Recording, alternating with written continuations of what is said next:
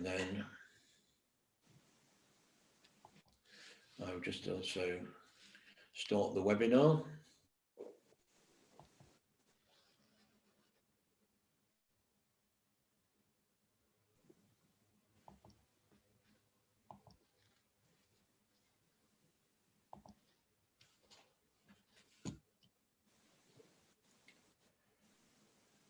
Thank you to everyone for joining me today at this rearranged Zoom webinar on the topic of VR and immersive technologies in healthcare. And today we have a particular interest in how these technologies can be used for clinical diagnostics and assessment.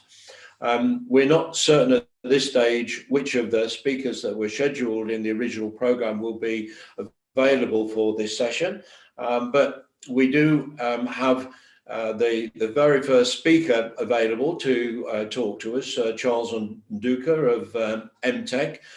In a minute, I'm going to ask him to introduce himself, but I'd also like just to mention the fact that I'm grateful to Dave Taylor, who has joined us as a moderator, and so he will be organising the discussion and Q&A after each set of speakers in this session.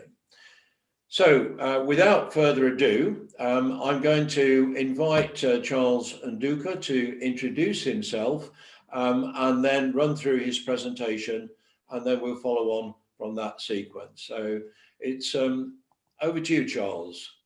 Thank you. I'll just share my screen. Is that working? Yes. Can you see my screen? We can see, yes, thank you. Oh, interesting. I can't see my own content. Can you see my slide? We see your slide. You're on your first slide at the moment. Okay, that's interesting. Fine. I actually can't see my slide, so I might have to get you to advance it, if that's okay. I will if I can. Okay. Okay. I'm not quite sure why I can't advance my slide. I can't see my slides. So my name is Charles NDuka. I am co-founder of Emteq Labs, a company that makes facial wearable sensors for health and training use cases. So I just need to see what I can do to change my my view. I can't actually see my slides and try it again. Oh, here we go. I can see them now. Can you see them still? Yes, we can. Perfect. So I'm going to be talking to you about a data-driven approach to safety in XR. Obviously, we've seen the potential for VR, and it's become incredibly exciting, the uses around entertainment, for education, for understanding how people will use technologies, such as in retail and analytics. And my particular interest is in health.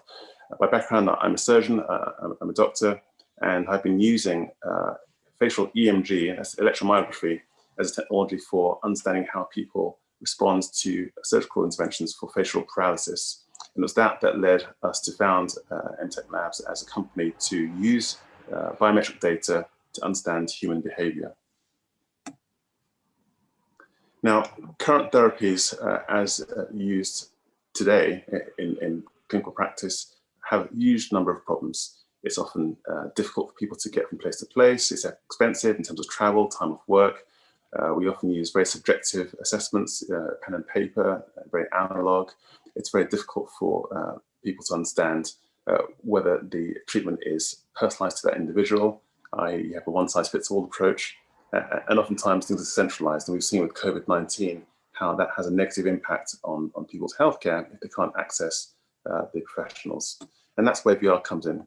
The ability to have something that is asynchronous, that's remote, that provides objective data, that's personalized to the individual, and that can provide some continuous data between sessions is very, very powerful. And particularly because devices are becoming cheaper, lighter, more comfortable, and therefore can be used in the home. So in order for VR to reach its full potential, we do need to be sure that it's going to meet certain criteria for safety and efficacy. There needs to be validation that the simulations that are used in VR that are trying to train or provide therapy are evoking the similar sort of responses that people would experience in real life. There's no point in having a simulation, say, for a training exercise or experience where it doesn't translate because the experience didn't replicate the actual environment. If I'm training somebody to try to become adaptive to a phobia, for example, if the VR simulation isn't realistic, then there's no point in taking things forward. We also want to have real-time data. It's really important that people aren't traumatized by the experience. We don't want somebody to be given PTSD by having an exposure that's way too extreme for their state. And that's why sensors are really important, particularly biometric sensors, to understand how a person is responding. And this is in particular importance where you have the therapist or the trainer geographically separated from the user or the patient. We want to try to move away from subjective assessments that are done by recall. People's memories are inevitably fallible. So we want to move to more objective, real-time data. And ideally, we want to be able to adapt the experience to the individual. So if you have an experience that is a training experience, for example, you don't want to have a person overly frustrated or confused. You want to make sure that it's simple enough for them to get engaged and then for them to enter into flow. So validation, that's a key part of this step towards widespread adoption of XR technologies. When we're thinking about mental health in particular, we're trying to understand emotions, and the common model used for understanding emotions is shown on the circle there, the circled dimensional model. Here we have two axes where we're measuring physiological activation or stress responses on the vertical axis from low to high, and that's manifest as increases in heart rate, alterations in heart rate variability, a sweat response, for example, and then we're looking at the horizontal axis, which is valence, that's to say how the person feels, whether they feel positively towards something or negatively towards something. And it's this that is commonly used in most psychological research to understand responses, and has been validated in numerous studies. And so our approach is to take sensors to measure both arousal through activation of the autonomic nervous system through heart rate variability and heart rate, to measure valence through facial EMG on the key muscles that indicate positive or negative emotional states. So for example, when someone's confused, they activate the corrugator muscles, or frustrated. When somebody experiences positivity, they tend to activate the zygomaticus muscles in the cheek. And we use this plus content tagging to map the person's emotional response in real time in VR. The work we've been doing has been in collaboration with a number of academic partners, including Bournemouth University, Liverpool John Moores University, a recent paper from Cambridge University, where our technology has been used in beta form to validate the underpinnings of our use cases.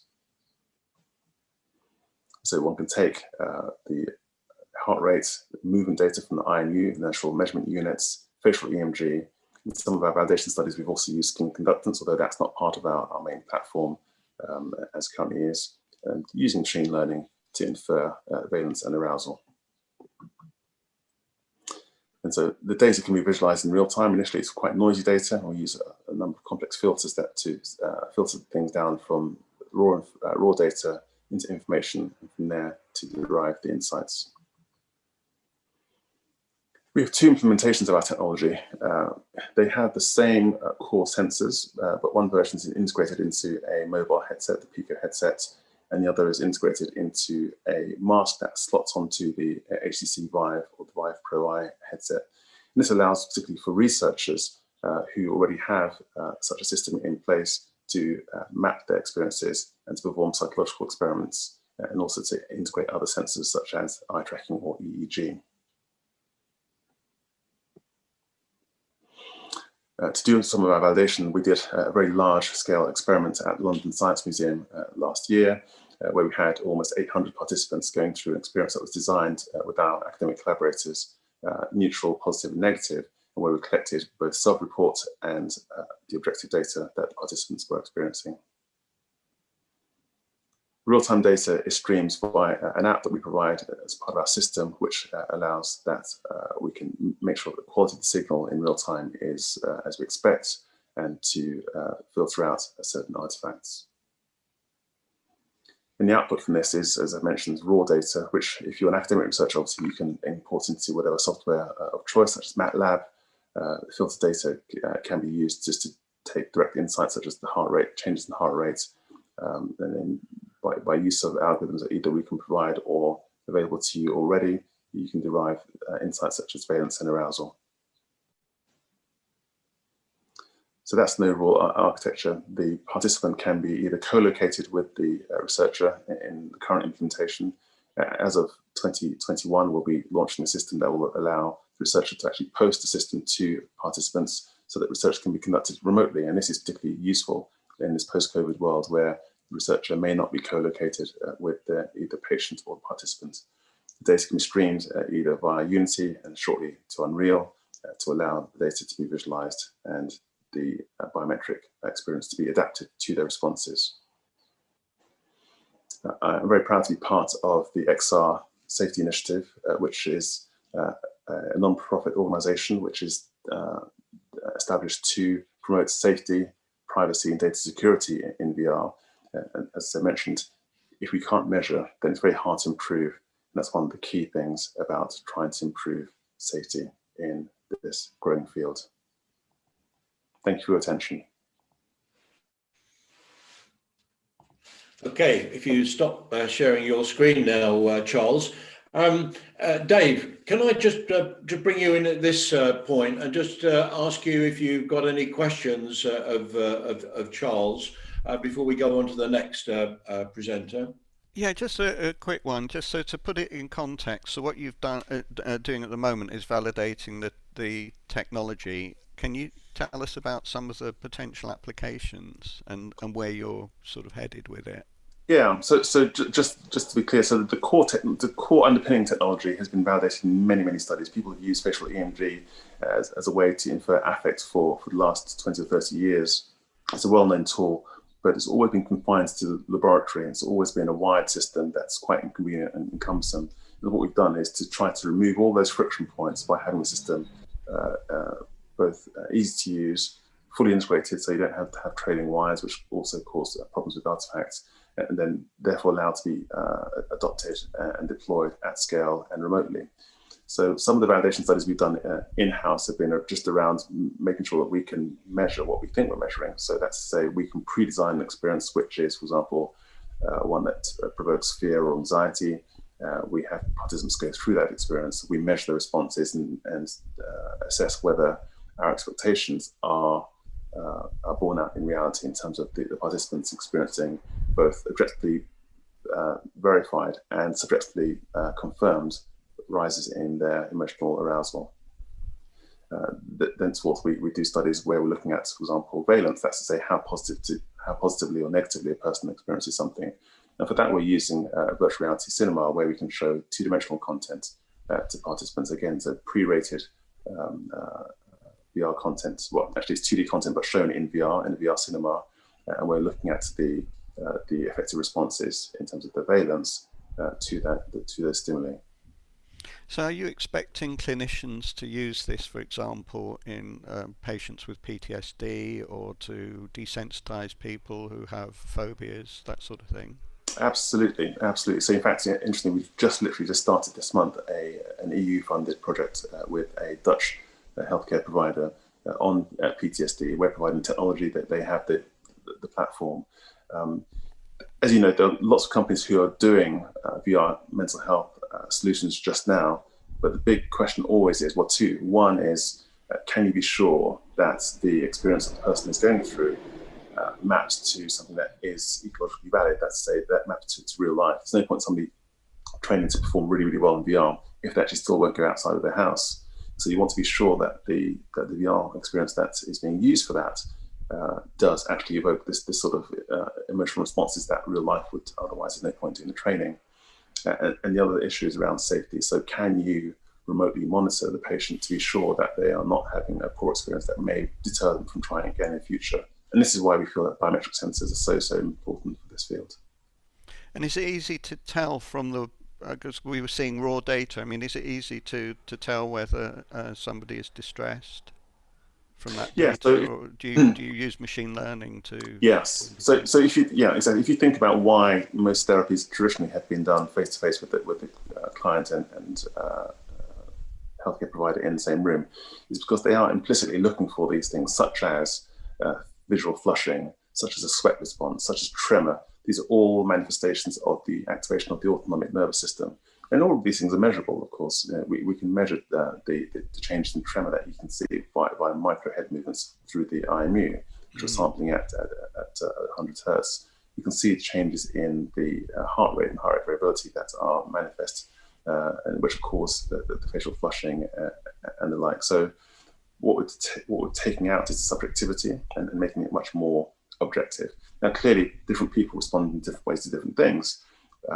My heart rate, my basal heart rate, and your basal heart rate will be very different. And this is why using machine learning is very important, because you want to have an adaptive approach that's personalized to the individual. Heart rates of 50 may be normal for you or for me, but for somebody else who has a lower fitness level, their heart rate at baseline may be at 80. And so one can't have a one-size-fits-all approach. It has to be personalized. Yeah. And I can see this going further into you're creating a biofeedback loop where you can actually begin to, let's for example, heart rate variability it can be used to determine impulsivity. So you could perhaps, I don't know whether this is feasible, but if you could perhaps help someone to become less impulsive by detecting, by showing them stimuli that they respond to, and using the biofeedback loop to reward them when they're becoming less responsive to those stimuli. Is that the sort of thing you could do? Absolutely. Yeah. So we've partnered with one company called Mimers, who make a public speaking VR experience. And there's a good example where you have something that simulates real life. A lot of people find speaking in public very anxiety provoking. You have some means of measuring already just through gaze tracking or eye tracking where a person's looking in the scene. That's an important metric, whether the person is going to engage their audience. But in addition to that, you can now use the fact that the person, for example, is getting more and more anxious as measured from the biometric sensors to either upgrade the experience, so make it even more anxiety provoking, so having the audience members responding negatively, or the converse. Again, it's all about making sure that the goal of that experience is matched to the experience itself. We are in discussions with one company who wants to look at using this for fireman training, for example, so where you want to make a person more resilient. In that scenario, you may actually want to increase the level of stimulus and make sure that the person maintains a low level of arousal, because it's important that your cognitive abilities aren't marred by being overly anxious during a stressful experience. So look forward to a future where we're running a video conference like this, and you'll be able to give us information about the coming from the body language and emotional expressions of the various speakers. So I think in a class environment, you'd be able to tell whether students are paying attention or not, for example. That's a very crude. Yes, I mean that is a potential use case. But one of the key things about this is that this data is very, very sensitive, and it's really, really important that we do not that everything's done with consent and in an opt-in fashion. That the whole point is to try to help the individual themselves rather than to either screen people out or to institute some sort of bias. The whole point is that everyone is able to improve. And if people have information, they can improve. And if you can measure what matters to that individual, then hopefully we'll help drive those improvements. Great. We have a couple of questions from the audience, David, or whether you want to put those to Charles. So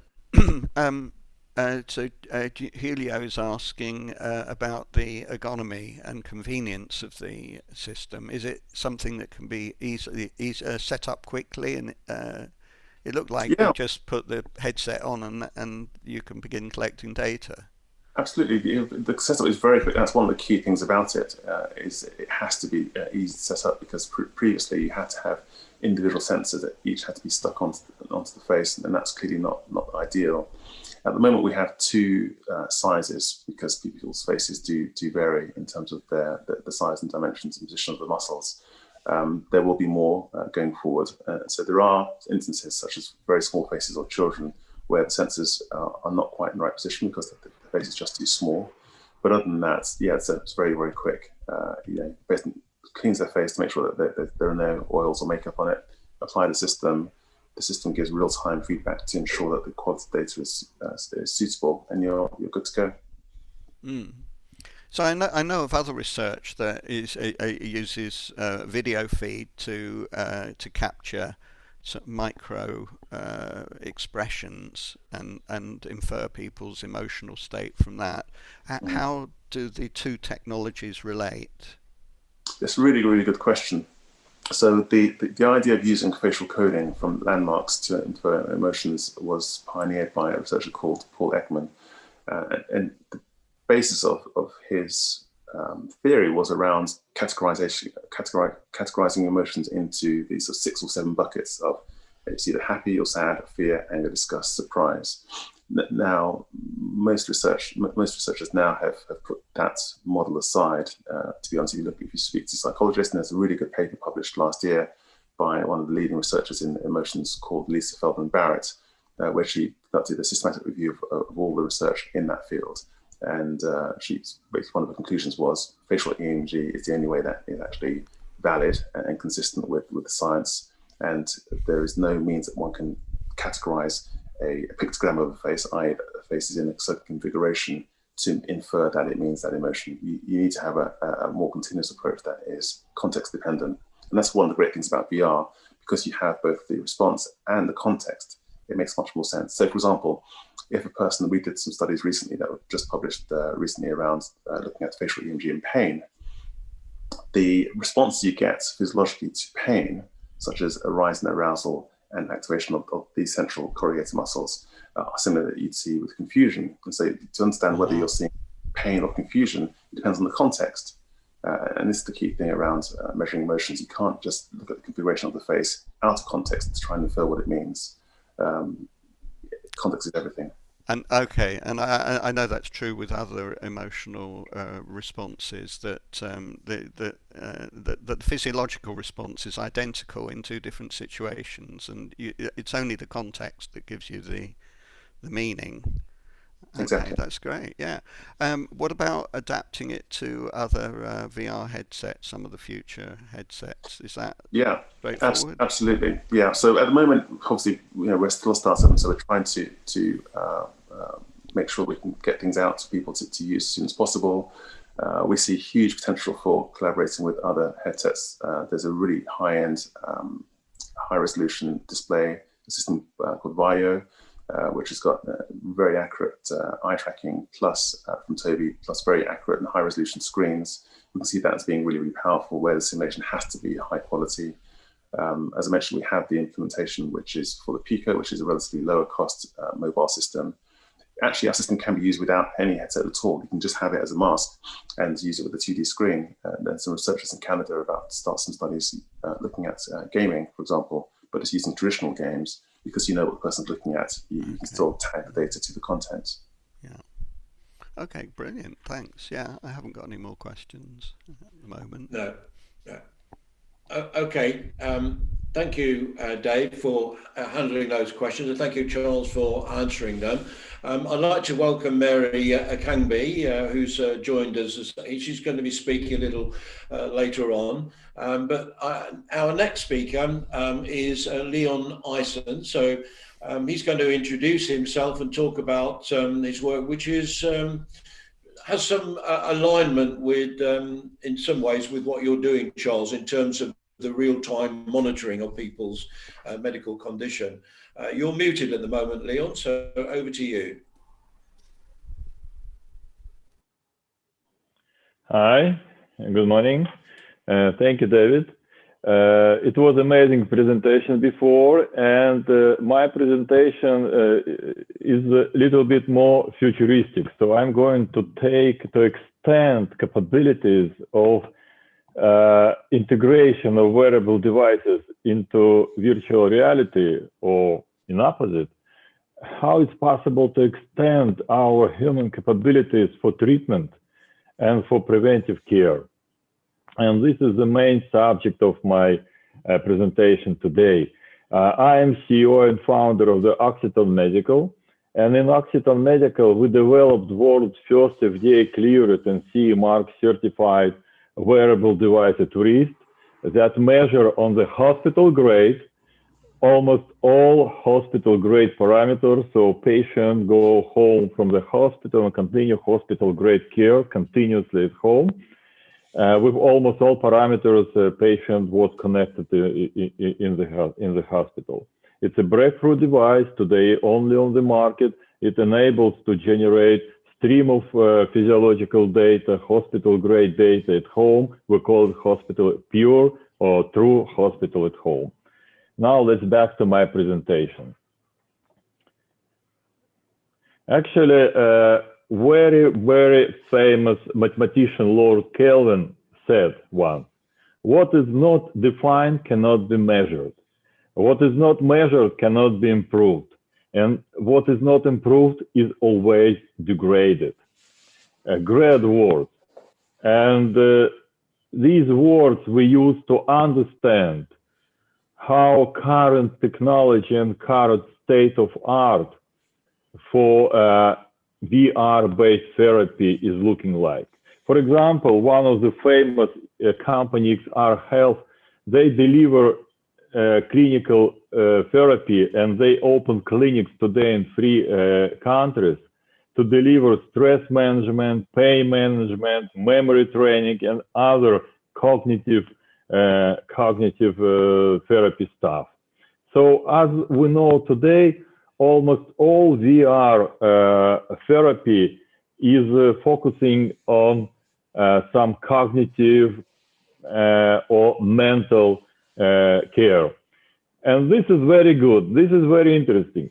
But maybe if we can integrate VR with more parameters that our body generates, physiological parameters, maybe it's possible to extend these capabilities towards maybe all diseases, what we can treat today, specifically for high-risk patients, for patients with very severe conditions.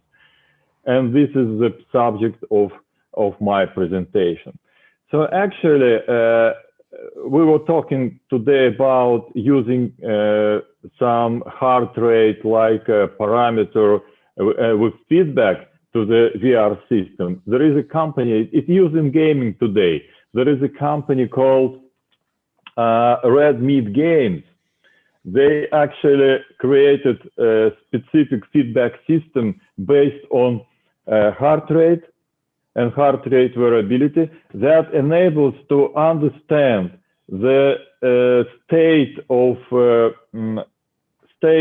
emotions of the patient, or not patient, gamer, or who is watching the video, and adjust video with respect to this feedback. So, for example, if my heart rate just shows that I'm not so scared, they improve this. They add more scare into the movie. And this is actually the first entry called Bring to Light, first entry into the feedback, how we can influence back to our emotions and how we can generate artificially our emotions. So, and we can go further. We know that our body is maybe the best chemical laboratory in our world. So if we know how to trigger biochemical reactions in human body, maybe it's possible to treat any disease what we have today, specifically very severe disease, including COVID. Because as we know, and we saw a lot of examples, that how people fighting with any disease depends on their mental state and depends on their capability to focus on this fighting. So actually, it is imprinted into the chemistry they generate inside their body that kill any viruses. So as we know, we talk about it, that we can generate today 6 main emotions: anger, fear, disgust, happiness, sadness, surprise, and all these emotions, they have a single denominator. This is our chemistry. How our inner chemistry gives rise to these emotions. How our inner chemistry just show itself in our emotions and in our life. And one of the interesting examples recently, in 2016, not so recently, it was published very interesting research when it's called artifacts. So it's potential of heart rate monitoring to enduringly augment patient's emotion stage. So they investigated possibility of using person's heart rate to create a video artifact called artifact, composed of highlights of a video that the person responded to physiologically. Responded to physiologically. And this is some kind of new and one of the first research in this area. So they create some video based on patient response and then imprint patient's own personal data upon the video that they were affected by. So actually, they investigated how patients' sympathetic and parasympathetic system just get influenced by the video and how to build the feedback. And they found a lot of contradictory parameters for different patients and for different people.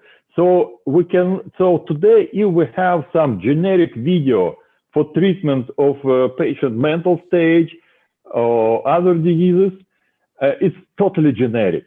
And for some patients, it is effective, but for some patients, not so much, because response of each patient depends on their inner stage, their bias, and actually what they found, that, for example, for some patients, some horror or disgusting movie leads to reduction or deceleration of heart rate, and for other, just to acceleration of heart rate. So we cannot use generic video to help anybody.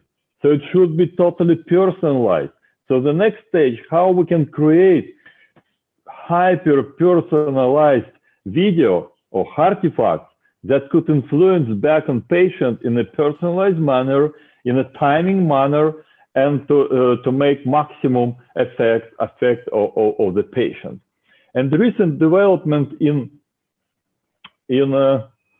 wearable devices just revealed that we can actually connect all wearables devices in the market, medical wearables devices. So let's move from wellness devices now to the medical stuff, because we're talking about medical treatment. And a lot of medical devices, FDA cleared on the market, that could measure simultaneously with video, measure simultaneously patient response, body response. So, but recently, a new type of devices just get to the market. It's one of them is Oxitone 1000M that deliver real-time data of many multi-parameter physiological parameters of the patient, like in hospital. So actually, wearing this device, you can generate multiple patient response of medical grade response, like in hospital. So it could generate oxygen saturation, heart rate variability, respiratory rate that changes very much when we watch any virtual reality clip, skin temperature, and soon blood pressure and dehydration will be added. So all these parameters enables to generate and recognize so-called induced fluctuations of patient's baseline. So in the beginning, these patient baseline get acquired through the measurements in different conditions. So patient relaxed, patient is angry, for different emotions, you name it. And then this baseline is represented by correlation analysis of many vital signs taken in real time, and then some index generated about patient's state. Not only mental state, any disease, pulmonary disease, heart disease, we have all fingerprints of this disease in this data. And now the beauty of this technology, new technology, is that enables to build a true feedback system, how to help our body to treat ourselves. Again, generating our inner, or I would say, empowering our own capabilities for health, self-management. So first of all, we can apply some generic video, and we can generate physiological response. This way we can build patient baseline to generic video. And then based on this baseline, we can apply analytics and generate some video artifacts specifically for these patients, specifically for this patient's disease, that could be applied of treatment. And this is the future. And this could be using some analytics and artificial intelligence tools could be made automatically. And like today, we have games with different directions, different ways. Same way we can create therapeutic tools that could be adapted specifically for different patients' response. And response is a totally integrated response, not only heart rate that tells about emotions, but integrated response that tells you and physician about therapeutic titration, about therapeutic efficiency, and enable titrate any care plan just in real time. So I would like to conclude that maybe in future, by empowering our own chemistry inside, using some our sensors like video, audio sensors, it's possible to treat even cancer. Thank you very much. Thank you for that, Leon. If you just stop sharing your screen. Yep.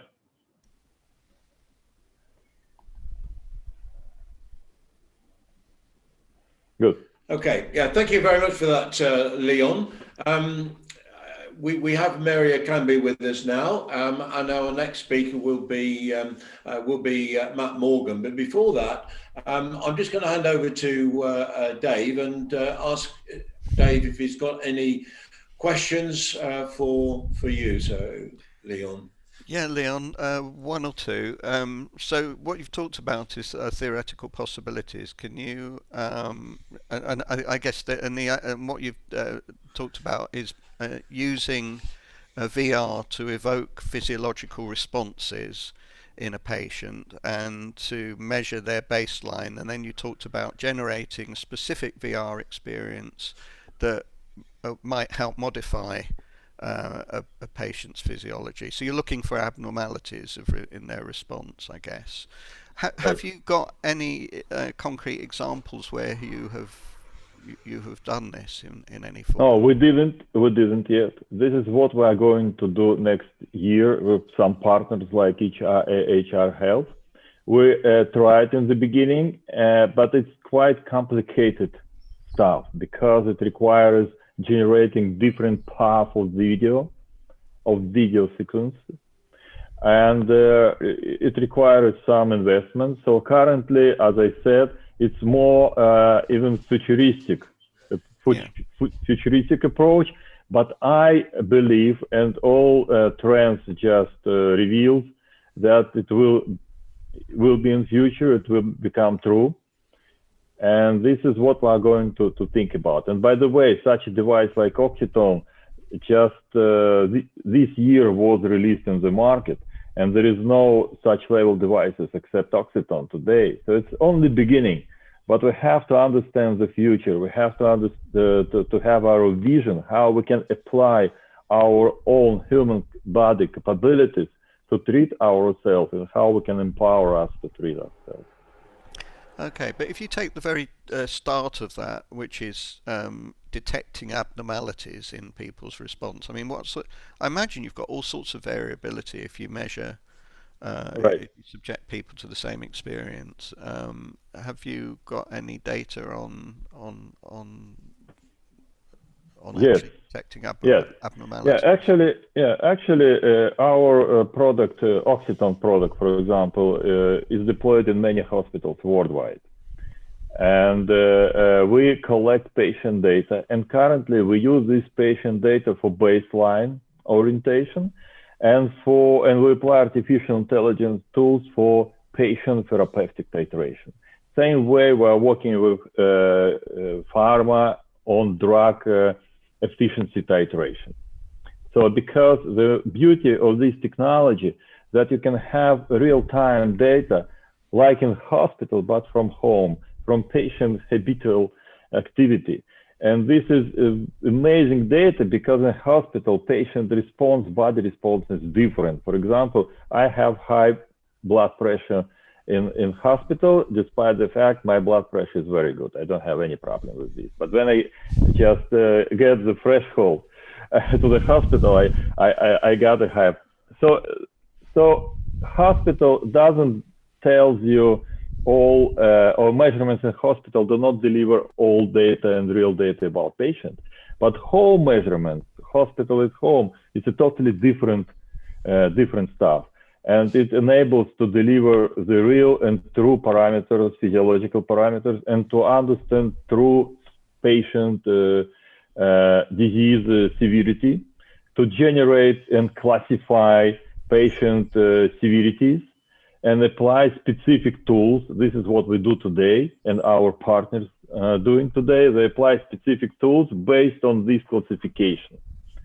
But how the next stage, how we can extend these tools to that we can apply through our sensors, through eyes, through ears. So how we can generate more efficient applications of these data. Even I talked to I had a very interesting conversation with one very famous musician last year about how we can generate this data and create some surrealistic video that reflects this data. Okay, we know that we can create music from beats of our heartbeat. That's okay. But if we can take all these data and create video together with audio, and this video will create or will resonate with our physiology, I will watch my physiology, and definitely it will resonate. And how we can use this resonance, physiological resonance, to apply to treat myself. That's very interesting stuff, because what we have today is randomly resonate with us. It should be very horror movie or something disgusting that really resonate.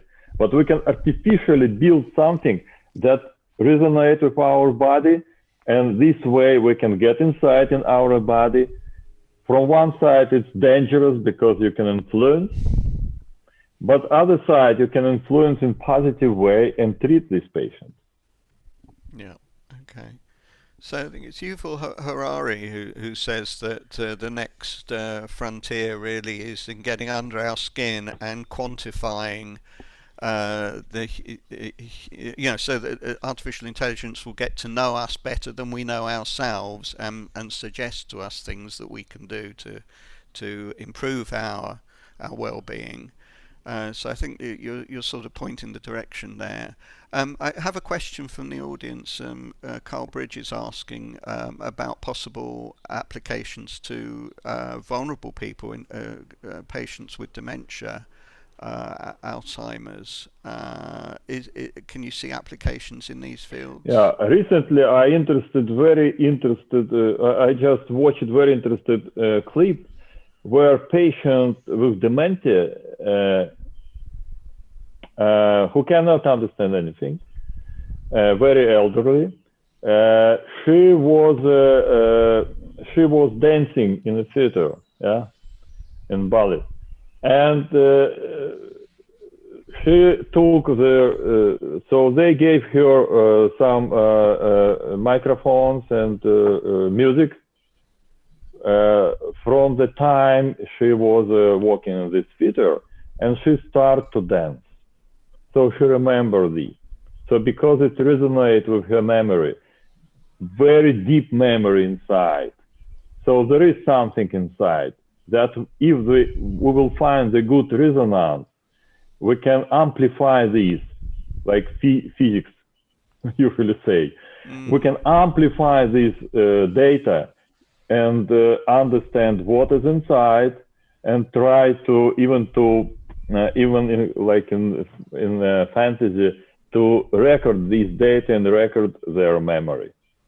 I can well believe that. I having had a personal experience where I got a flash memory from, I think it was about 30 or 40 years ago, that was evoked by a specific situation that I was in that I hadn't experienced for that length of time. So and all of a sudden a lot of memories came flooding back that right. I couldn't access otherwise. Right. So. And now you can measure yourself, you can understand how it happens, and you can artificially generate this flash memory on your demand. This is a very good future. This is very long future. Yeah. To generate I wanted to recall something. I generate. I measure myself. I know my data. I generate this flash. Yeah. Interesting. Could I? Because I know Charles has got to go in a few minutes. So Charles, you wanted to ask Leon about cost, because I can see quite a lot of synergy between what the two of you are doing. The collecting data and providing feedback, very similar to your area. Absolutely. I mean, as a clinician, obviously, your technology sounds really, really interesting. I'd just interested to understand what's the cost. Is it a business model? Is it around a direct purchase or subscription? How does it work? I think, David, if you can just connect us, we can make another call together, a private call, and we will talk about our collaboration. I would love it, Charles. Thank you. Okay. Great. Thank you very much. It's really great talk. Anyone else got any questions for Leon before we move on to Matt? No? Okay. Thank you. Well, I'm going to hand over now to Matt Morgan, who's going to tell us about a very interesting project that is involved with Vodafone. Thank you very much for Leon. I hope you'll stay with us for at least a little bit longer. My pleasure. So Matt, over to you. Hello. Thank you very much, David. Yes, I'm Matt Morgan, and I'm founder of the Original Content Company. And we have recently done a project with Vodafone and Coventry University and Ericsson. So I'll just start sharing my screen.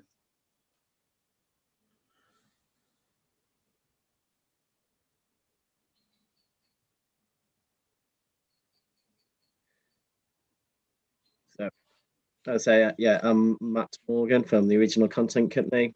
And what we had a proposal for which we took to Vodafone, and it was to do with training the medical students, and they had an opportunity that Vodafone, in partnership with Ericsson, were putting in a standalone 5G network into Coventry University, which is a fantastic new medical. They've got a fantastic new medical facility there, and we wanted to put in the latest technology to help with education.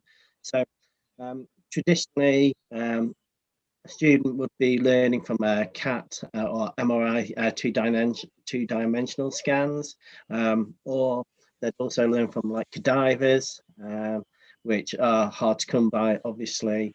And we thought there'd be a great opportunity for virtual VR that this could overcome. So what we did and proposed was that we could reconstruct the actual human body in VR, 360 simulation, so that the lecturer is able to actually go inside the body and go into greater detail with the lecturer.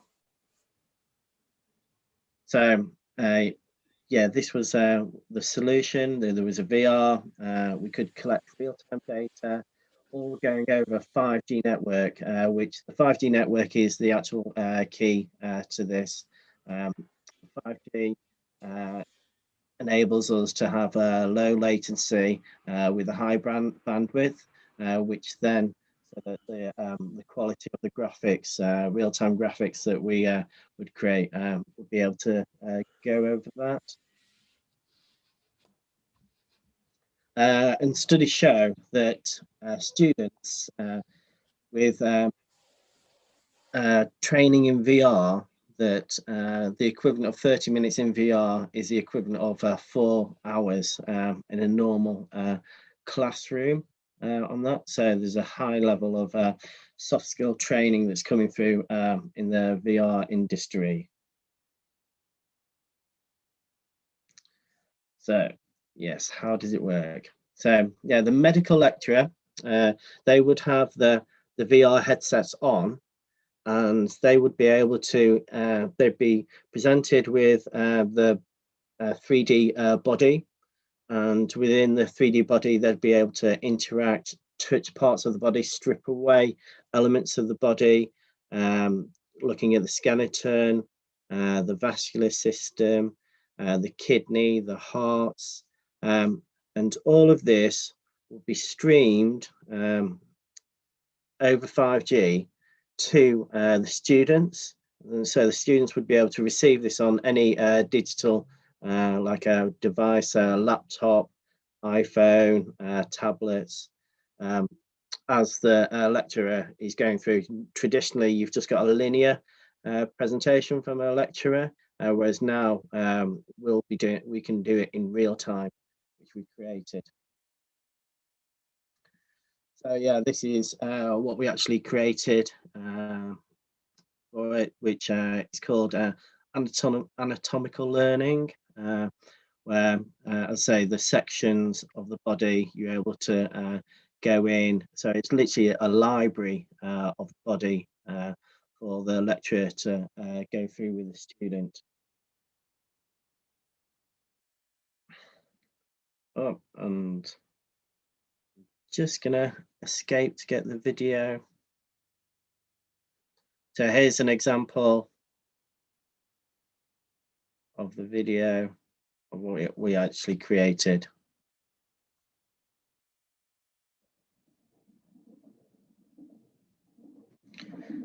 So this is going into the vascular system, and this is using all soft body physics created in Unreal.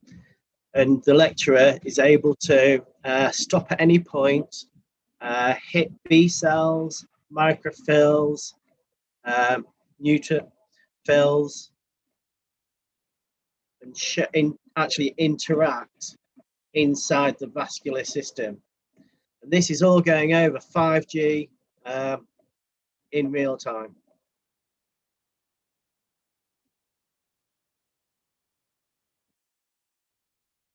And the level of graphics, like, we wouldn't have been able to achieve this type of level without the 5G component.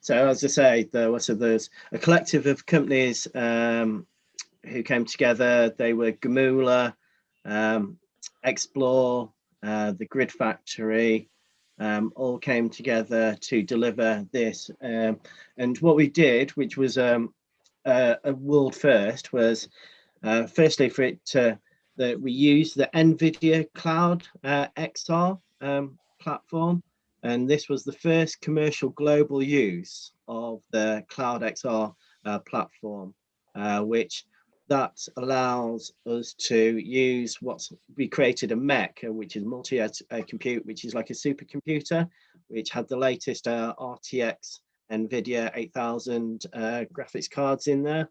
And then that allowed us to do all the heavy lifting of the processing of the graphics up in the cloud, whilst the students were able to receive them on just normal like iPads or laptops or their phones. So yeah, this was the first phase, and over the coming year, then we're going to be expanding it out, putting more content within there, which is in line with the curriculum of different levels of the medical, the medical year. So yeah, that's pretty much what we did. Okay, thanks very much for that, Matt. If you can stop sharing your screen. So, Dave, have you got any questions that you wanted to ask Matt? Well, I loved the video, so I'd like to ask you, could you give us the URL for that video, please? And you say this has been used at Coventry University, so students have been taken through an anatomy course with it. It's just at the start of it. So yeah, it's just at the start of it. So student over the coming year, then it'll be really opened up properly to the students. So we're just at the first stage. We've just done one. It's like that we've created a library and we've just put one book in there, which is like the vascular system. So now we're going to be creating content for the rest of the like curriculum, and going into like the brain and into the heart, and looking at like physio for the body and that interaction as well. So the key to this is unleashing the power of rendering in the cloud and the speed of 5G for actually giving an interactive experience with low latency on the pupils. You said laptops or iPads and VR displays, presumably. Yeah, exactly. 5G is a key. So you'll hear a lot of talk about 5G over the coming years, and literally it's just opening up everything for like the quality of the visualization of what we can do, either using Unity or Unreal, and to doing real-time ray tracing within there. So, and this could go over multiple subjects. It's not just like medical, but yeah, we could thinking over to various subjects like architecture or like engineering, or but yeah, the medical one is a great. I don't know if anybody else has any questions, but well, I'll just bring the gallery view up. We just joined by David Burden, who's also done some work for Coventry University. Have any of you got any questions of Matt before we move on to Mary Akangbe to let her do her presentation? No, I think it's absolutely fascinating, how far we've come in such a short space of time, because it's not that long ago that at the Serious Games Institute, there was Dave Taylor and myself and David Burden.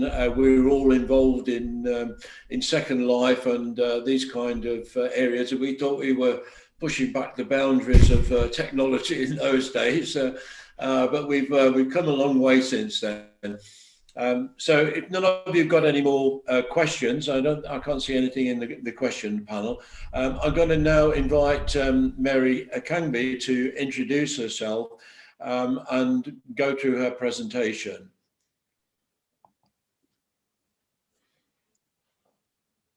Good morning, and thank you for having me. Good morning, everyone. My name is Mary Akangbe, President Zenith Global Health. It's a platform for shared learning collaboration for healthcare professionals and celebrating all the wonderful things we're doing, like everyone has been talking about this morning and the past one day.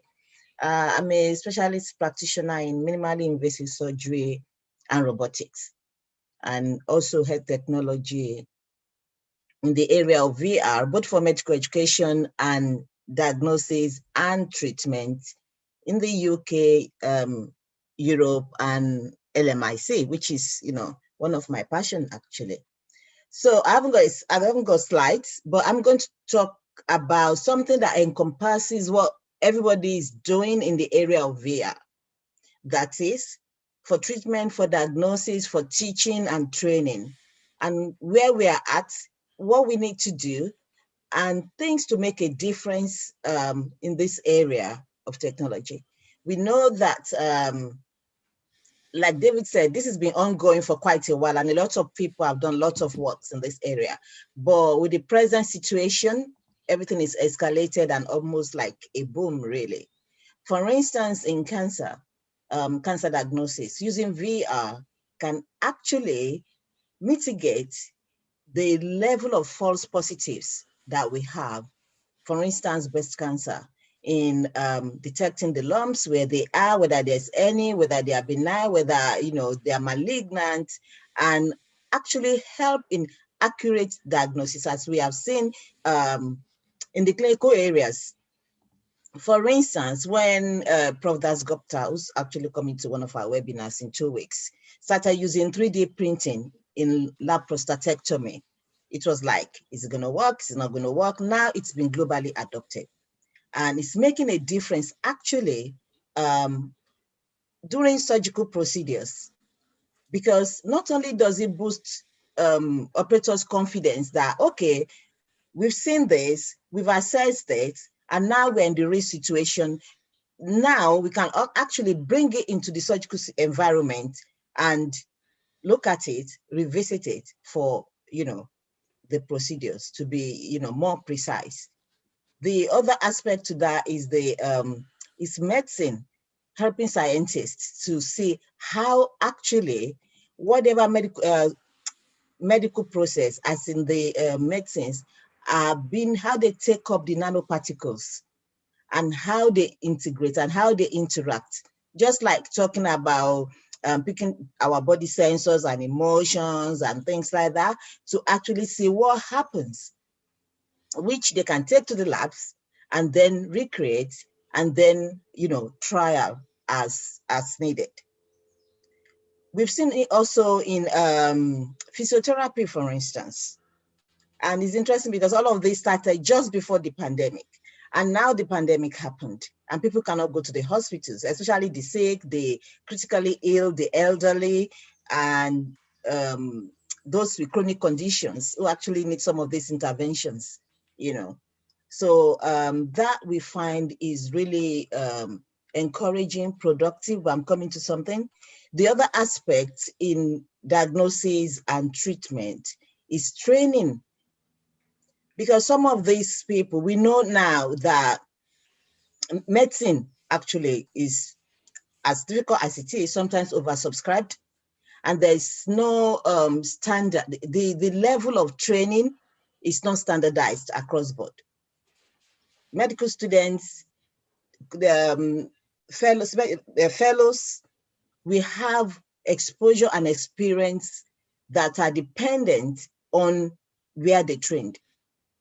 Sometimes there is so much competition between them that, for even medical students, when they're in the clinical area, to have a go will take them coming back a couple of days, because we have those who are nearly consultants and they want to go and not get to a place and say, hey, I'm a consultant, but I've only done 5 lab colleagues or something like that.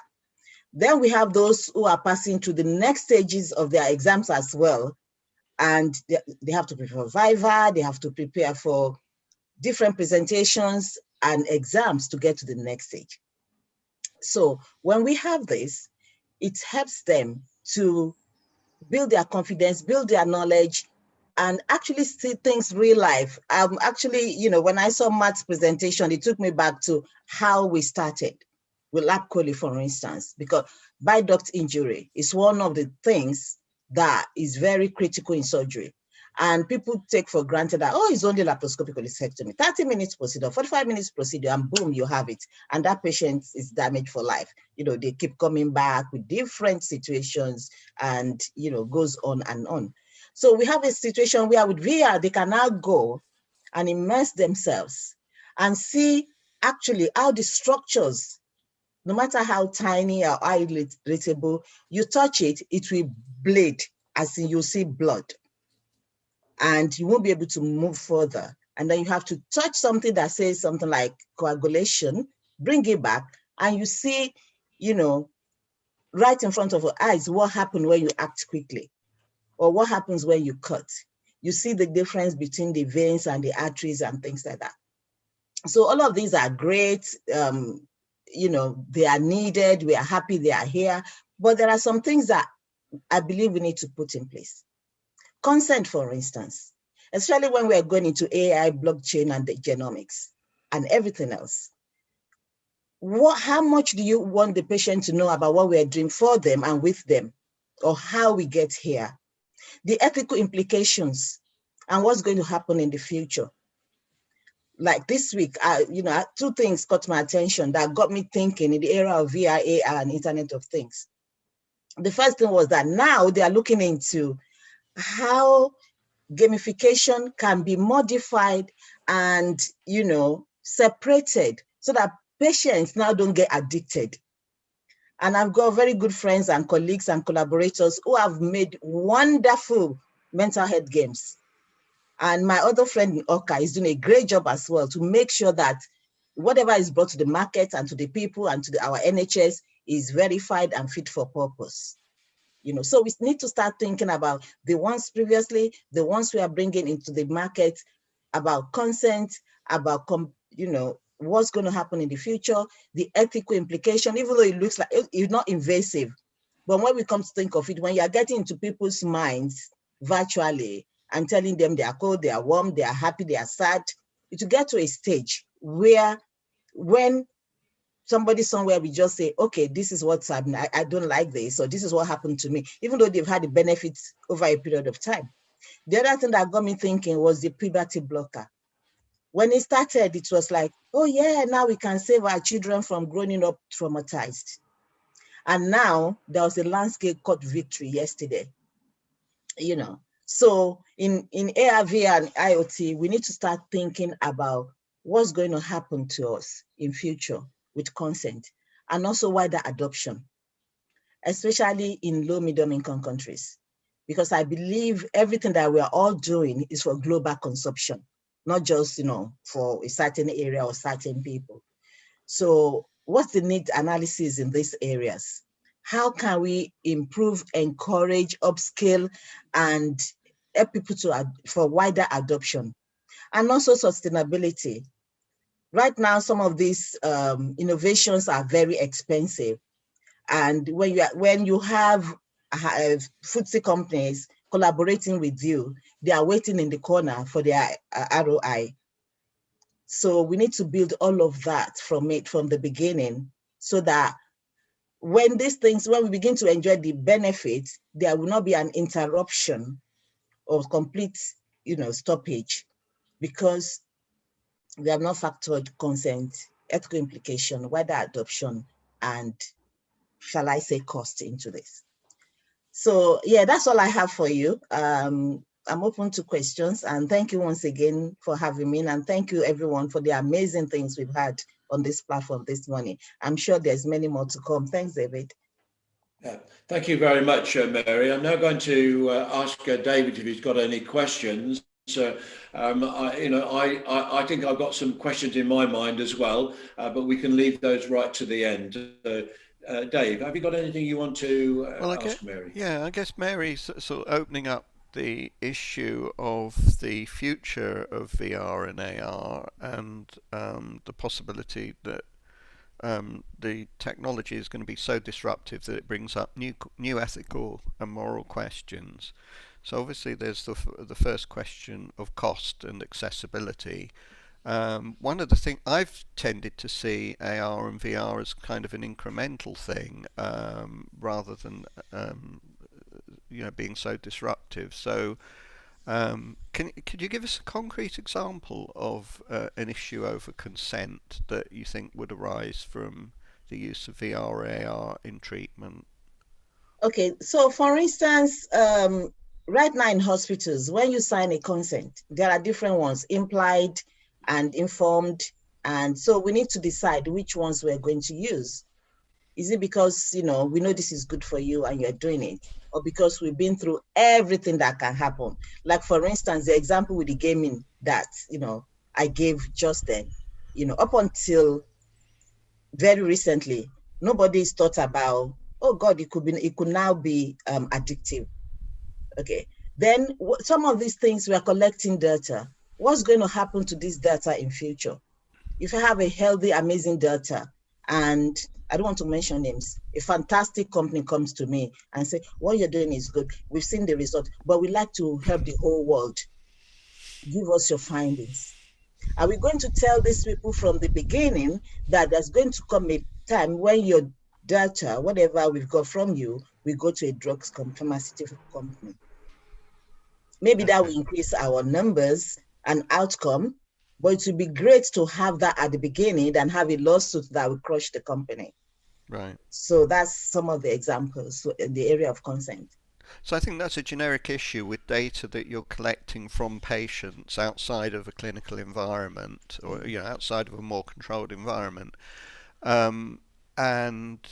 I was wondering whether there were specific issues with AR, VR. I don't think there are actually, distinct from other physiological, data that we collect from people. No, nothing specific at the moment. And that's why I said we need to be mindful.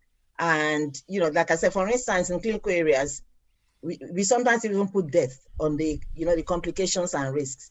Maybe it's only one death in 1 million, but sometimes you are required to put it because you don't know which is going to be the second one, and it's a possibility, very remote possibility. But so we need to decide now how much to safeguard VR in future, because like you said, it's incremental, it's involving, the sky's the beginning, really. And the issue really is, at what point does it become a medical device and subject to the regulations and the all of the regulatory controls around medical devices?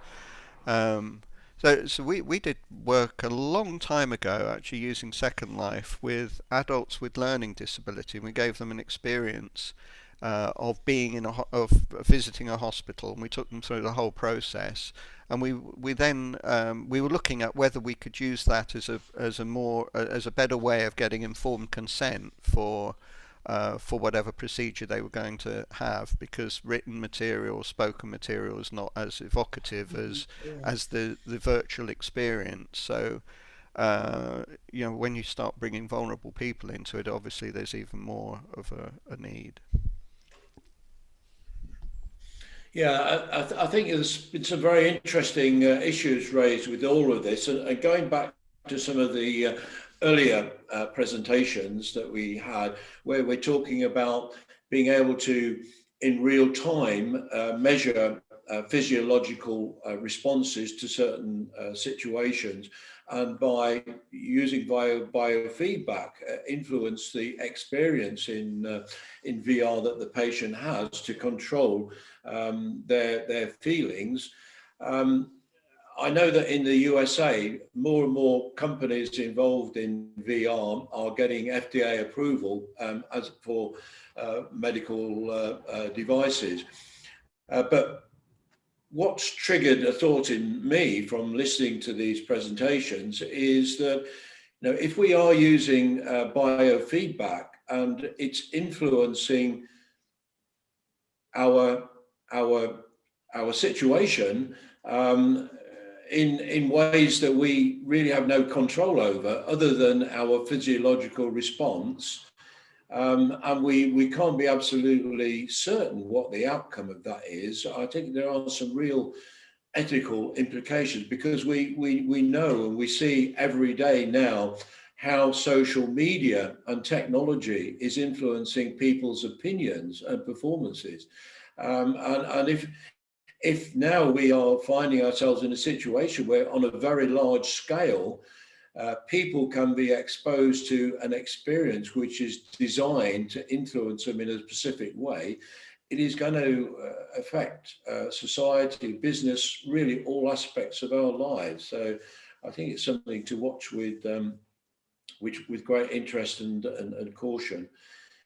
Has anybody got anyone else got a question for Mary? No? Okay, well, thank you. I'm now going to hand over to David Burden, who's the MD and founder of Daden. I'm sure he'll be able to introduce himself better than I can, and tell us a little bit about his work and what he's involved in now. I'm not sure whether that is a Zoom picture in the background, David, or whether that's actually... No, that's a real life simulation, that is. Yeah. It's a real one. Okay, I didn't realise that you were involved in the real virtual worlds, if you want to call them that. Right, shall I share screen?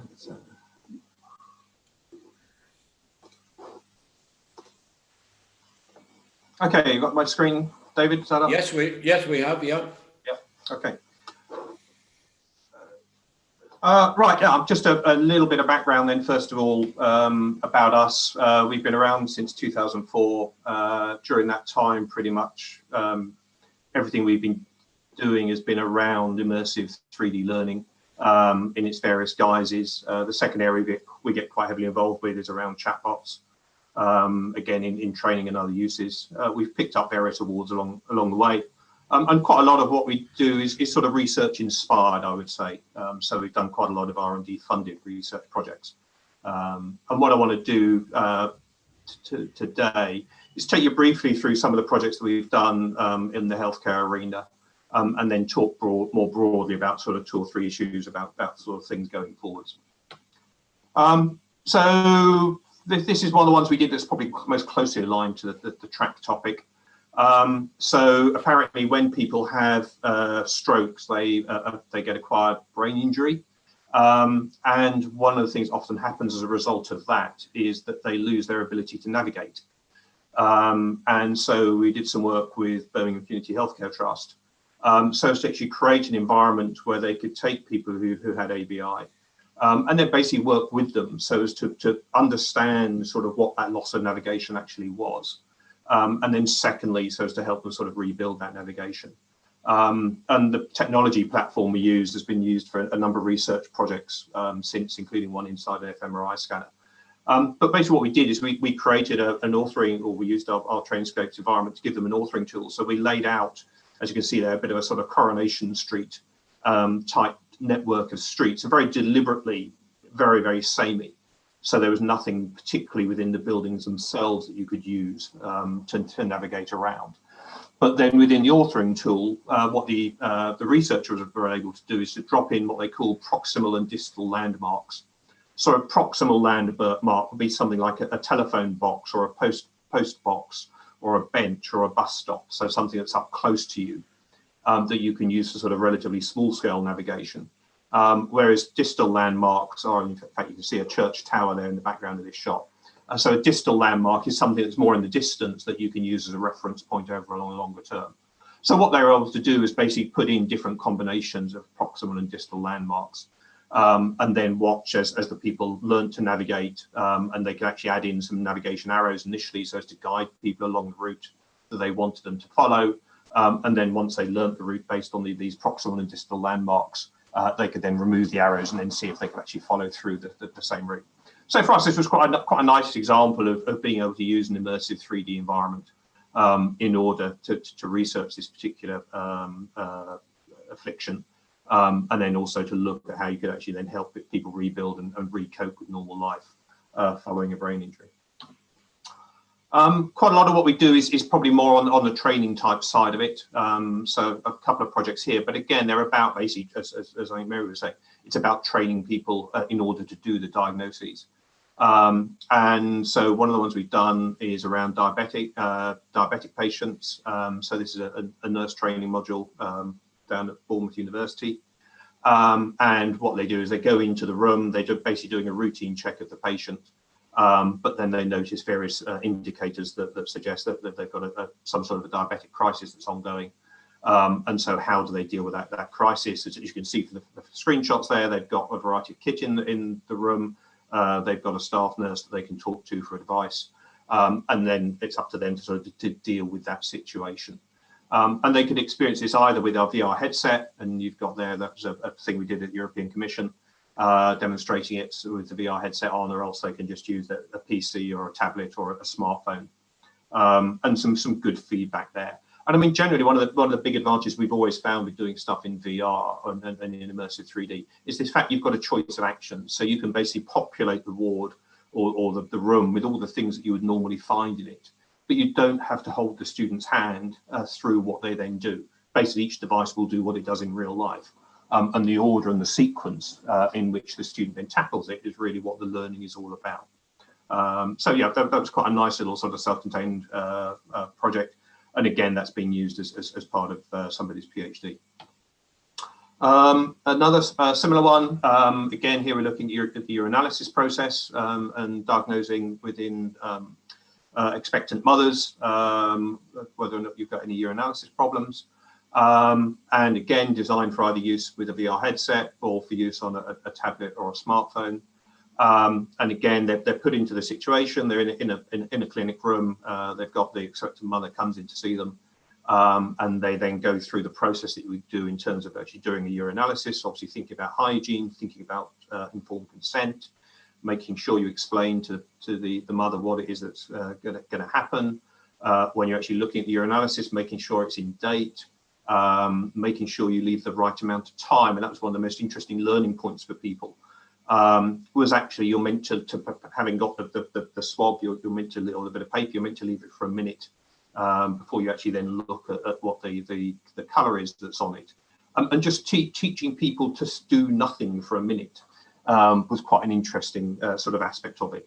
And just as to appreciate you do need to leave that time in order to get the correct result.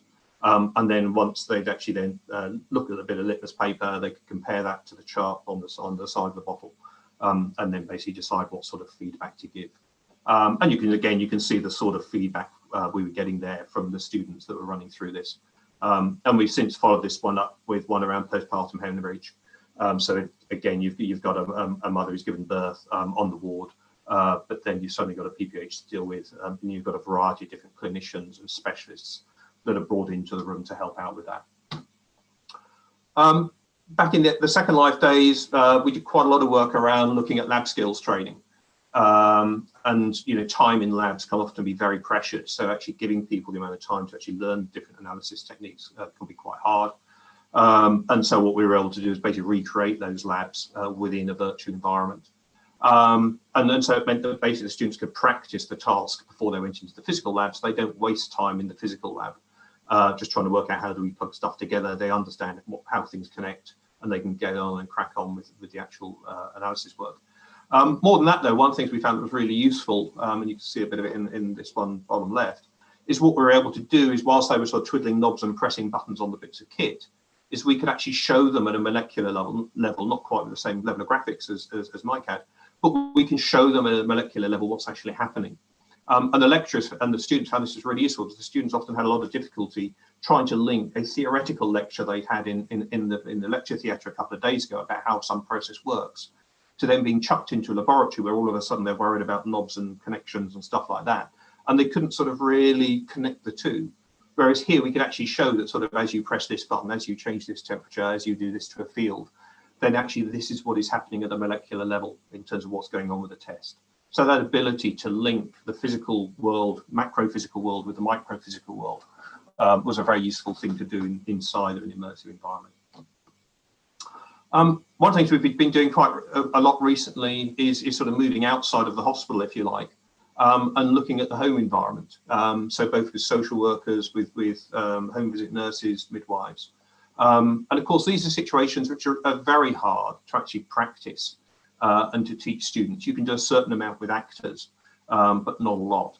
And so actually being able to create a home visit environment where you're actually going, you need to talk to the mum, talk to the children, talk to the dad, take in what the environment is like, looking for sort of potential warning signs, and actually sort of practice that through sort of several iterations, I think is a very useful area for using these sorts of environments.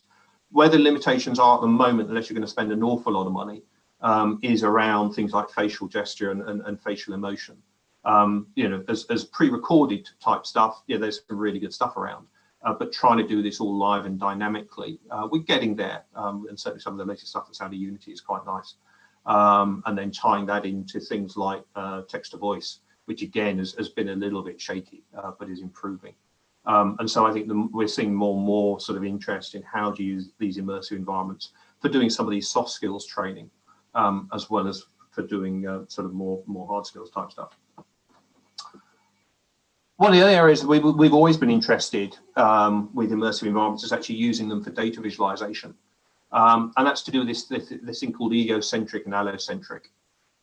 So when you look at a graph, that is an allocentric data visualization, because you're stood outside the graph and you're thinking about everything in reference to the origin. And even if you plot a 3D graph on a screen, you're still thinking of it in that way. Egocentric, though, is when you actually literally step inside the graph, and to a certain extent, the axes as such cease to matter. It's where is the information in relation to where you are within that environment.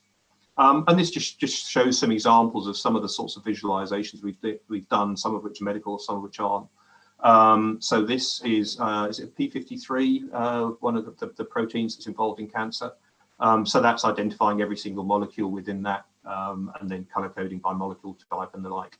And giving you the ability just to fly through and explore that molecule. And bearing in mind, we're doing this with an off-the-shelf tool. This wasn't designed for doing protein visualization at all. It's just load the protein visualization into our generic 3D and immersive data visualization system. This is results from an adenocarcinoma analysis. There were two interesting things I think that came out of this. This was with Warwick University. The first one was every point sort of represents some sort of test. And they're color coded, I think, by which chromosome they're on. And the guy gave us the data, said that there's 3 independent variables. So we said, great, we'll plot those into X, Y, Z. We plotted the data, and you can just about see it from that picture. What was evident was the data was a complete plane. And of course, if the data is a complete plane, it means you haven't got 3 independent variables. You've actually got at least 2 variables which are linked to each other. And he hadn't spotted that in the analysis. With all the analysis he'd been doing, he'd been looking at only 2 variables at a time. And hadn't looked at sort of all 3 together. So instantly we were able to flag probably an issue with his data. But then the second thing was this ability to scrub through that data and look at the different sort of clustering that was going on and identifying situations where you had basically more on the left than you did on the right, which were very quick and rapid to identify with this sort of environment. Here we've got sort of DNA type analysis. And again, this is the ability to just put a large amount of data on the screen and make sense of it at any one time. And this one was so long ago, I can't remember what the data was. But this was actually looking at some sort of microbial activity and different elements within a cell and what was going on. But the network of connectivity in it, again, instantly you could visualize that in 3D, which meant you could see more detail than you could do. If you had it in 2D, it just looked a mess. But by having it in 3D, you could stretch the data up and you could look at it in some very different ways. And identify different sort of behaviours from what you would otherwise be able to do. And just the final one on this is we're quite interested in how, as well as using sight, we look at using different senses.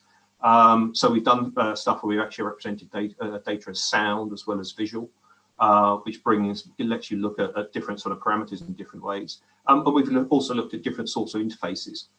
So here we're actually using a music mixing desk. And you're using that to control the visualization. So basically put your different data sources on different faders on the desk, which is a far more tactile, and actually it becomes a far more sort of intuitive way of interacting with the data rather than just using a keyboard and mouse. So just to bring out a couple of sort of broader points, particularly of things to think about when you're sort of getting into this space. One of the things we found that's quite useful is this thing called the three fidelity model that came out of Bob Stone at University of Birmingham. Again, he goes back to the year dot in terms of VR and immersive environments. And that's thinking about what you're needing to do in terms of the environment, the task and the interaction. So by the environment, we mean, how rich do we create the environment within which you're doing the work? So think of the hospital ward or the living room that I was showing earlier. So how important is it that is detailed to a certain level? and the fact that you're definitely on a curve of diminishing returns beyond a certain point. And realistically nowadays, we can do whatever sort of level of fidelity people want in that. That doesn't tend to be a problem. The second one is fidelity of the task, which is, are you doing things, how accurately does the simulation represent the sequence and the consequences of the different actions that need to happen? And that very much is the area that we've always tended to focus on with what we've been doing. And that's what a lot of the learning is about that we're working with. And then the third element is about the fidelity of the interaction. And that can either be the physical interaction. So, I mean, the classic would be maybe how you do an injection or how you do a suture.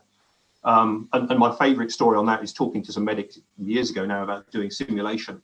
And they were saying, well, the one thing we don't want is actually a really sophisticated 3D VR simulation of how to do a suture. Because actually we find the best way of doing it is to give them a banana. Because if you try and cut and then sew a banana bruises so easily, you can instantly see where they've got problems. And actually that's far better than spending 100,000 quid on some sort of digital simulation. But interaction also increasingly now is about the social side of it. So as I was talking earlier on about gesture and about facial expression. And we're seeing improvements in those. We're seeing improvements in haptics.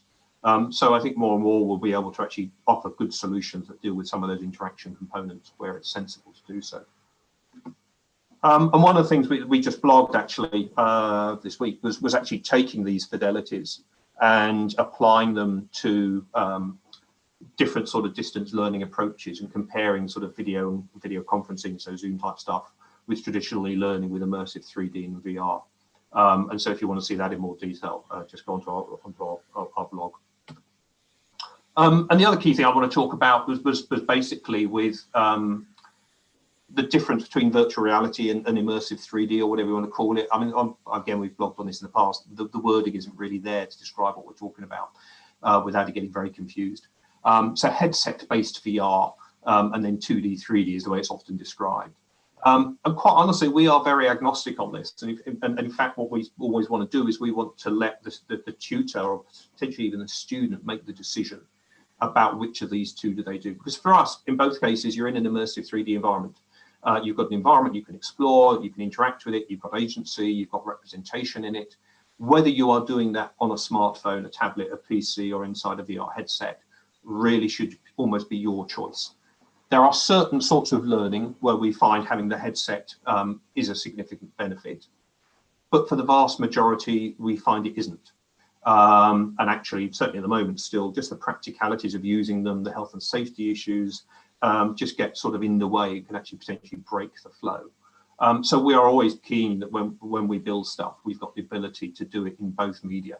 And certainly I would say, still the vast majority of our clients are still using a 2D, 3D type approach, because it means the students, certainly obviously in the current situation, they're sat at home, they've only got the laptop or the smartphone or the tablet, and that's what they're using to learn. They're not using a fancy VR headset.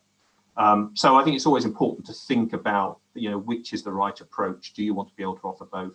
Do you want to offer just one? If you are offering just a VR headset, then there's extra issues to think about, and make sure you're not disenfranchising a whole group of users as a result, because we know something like 20% of users don't like VR headsets anyway, so they've immediately got issues. And just to finish off, I mean, this is the system that we're using to build all this up. So it's our TrainingScape system that's a cloud-based environment. The key thing for us is that it's got a built-in authoring system. And in fact, there's a little bit of a video running there in the background, that's sort of the Hello World exercise. It's point and click, it's what you see is what you get. We can teach somebody the basics of it within a couple of hours. And really, that's where we want to be, is we want to be teaching subject matter experts, e-learning teams, how to use the platform, so they can go off and then develop their own content, whilst we are very much a technical company that provides the platform. Because that's the only way we're going to democratize this stuff. We're not going to democratize it whilst it needs big companies, design agencies to build it. We're going to democratize it when actually people have got those tools in their hands that they can use to create the content they want. And that's very much what we're aiming towards. And the final slide, just to build on that, one of the things that we're looking at now, and again, this almost takes us back to the Second Life days, is realistically, we don't want to say you've got to use TrainingScapes as the way in which you access this learning. Particularly if you want to do it in a social collaborative environment, we don't necessarily want to build out all the functionality to support that. So just as in the early days, the forerunner of Trainingscapes basically sat outside of Second Life, but users inside of Second Life could then experience the training that it created. We're looking at doing potentially the same thing with Trainingscapes. So, you know, on the left there, you've got a variety of current social VR platforms. You've got Frame VR, AltSpace VR, Mozilla Hubs, you've got native WebXR. And what we're looking at, we're beginning to see each of those platforms develop the APIs so that potentially we could start to actually do the training inside of those environments, having authored it with the Trainingscapes platform. And for us, that, you know, that's got to be a good way forward, is we're not keying things into particular approaches. And so with that, I'll finish the presentation. If there's any questions, I'll do my best to answer. Okay, thank you very much for that, David. That was extremely interesting. I know Dave, well, I'm certain Dave will have some questions for you, as we are all veterans in this kind of space. Dave? Yeah, the three Davids together again, not in Second Life. Hi. Well, I mean, that was a real tour de force, David. You've given us a lot of examples of the use of immersive 3D virtual environments for training. And I guess really what you've been showing is that the ability to have a shared social space so people can learn and experience things together, the giving them agency in that 3D environment creates an immersive experience without the use of a VR headset. And you talked about bringing in a whole variety of different types of data, so sort of integrating multimodal data, which is obviously a lot more realistic in an environment where people feel that they're actually there. And the other issue that I think that you addressed was the fidelity of the experience, you know, there were a lot of arguments, I remember, in the early days about how realistic a virtual patient needed to be. Now today we've seen how the field has advanced, and so with rendering in the cloud and 5G, we can experience you know, a fantastic voyage inside the human body. But you've shown that you don't need to go to those sort of levels of fidelity to generate an environment that people can train in. You know, the use of virtual patients as opposed to actors acting as virtual patients in training. You know, people are able to fill in the details for themselves. So I think out of all of your experience, because you've probably had more experience than the rest of us in terms of a whole variety of applications, which do you think is the sort of the most compelling going forward? So it's a long question. Yeah. Short question with a long introduction. Yeah, I mean, you know, quite honestly, I mean, I depends what exactly you mean by application. But to me, the most compelling environment is still Second Life, because the fact that it is a single environment that people can go in and do what they want with, without having to then work out how do I, you know, at the moment, as an example showed, I'm having meetings in AltSpace VR, I'm having other meetings in Mozilla Hubs, I'm having other meetings in Engage VR, other ones in Virbella. You know, everyone is a different platform. Everyone's got its own sort of setup around it. You've got people, you know, like the Giant Health Conference, trying to recreate some sort of virtual conferencing platform. Whereas actually, if everybody was just in Second Life, they could sort of all just get on with it. And you can actually have within that all of the different sorts of, you know, the things I've talked about. We've done data visualization in there, we've done virtual conferences in there, we've done virtual seminars in there, we've done virtual training simulations in there. There are a few technical things about it I think one would want to change. But that ability to just be in a space and then just sort of get on with what you're doing, but within a social space, I think to me is absolutely key. I mean, of the ones I've played with at the moment, probably Virbella is the closest to it in terms of what they're doing. And it's interesting that Bristol VR Laboratories got a bunch of money from Innovate UK to recreate it in Viabella, doing something which was absolutely bread and butter in Second Life 10 years ago. But loads of song and dance about it. But it's a nice space, and it is nice that people can just go in there and you can. And there was a Burning Man festival in there recently and things like that. And it's the one that's got the closest to that sort of Second Life vibe. And I think for me it is about how do we create that shared experience. I mean, we used to talk about it as the multiverse, effectively, and it is how do you create that sort of multiverse environment where these aren't all separate platforms. And so, if Mary wanted to make use of something we built, or we want to use something that Matt had built, we were all on the same sort of platform, and we could all just get in there and use it, rather than everybody doing things in sort of behind Chinese walls, effectively. Do you think that will ever happen then? Do you think the multiverse is going I think in some way, shape or form it will do. I think it'll probably be far more federated than maybe. But even originally, I remember back in the OU conferences back in 2011, we talked about it as a federated multiverse. And I think that's possibly the way it's going to go. I mean, as we get, what I have been very pleased by is what we can do within sort of WebXR. Yeah. And the nice thing about WebXR is you're not dependent on having anything on the client. And that goes for the VR experience in WebXR, I think is stunning. I mean, there are performance limitations, and you said we wouldn't be able to run some of Matt's visualizations in there. I wouldn't have thought. But in terms of doing some of the things we're interested in doing, the fact that I can do it on an Oculus headset without having to download any software to the Oculus headset is just brilliant. And actually, once you're in there, if I'm then teleporting from one experience to another experience, the fact it may be coming from a different platform, a different service potentially hidden from me, as long as my credentials are moving across. And then we're back into more like an internet type environment. So I think that's probably how it will come, is it won't be one, Ready Player One type environment or Ready Player Two type environment. It'll probably be a federated environment, but we still need work around the standards to support that. Yeah. Okay, well, maybe David has some questions. Yeah, but I'd like to throw it open, David. It's fascinating. I'd like just to ask you about the business model that Daden work on these days. Are you primarily looking to be a developer of solutions and applications for clients, or are you trying to develop trainingscapes as a product which other people can use? What's your business model for? Yeah, very much the latter. Very much the latter is where we'd like to be.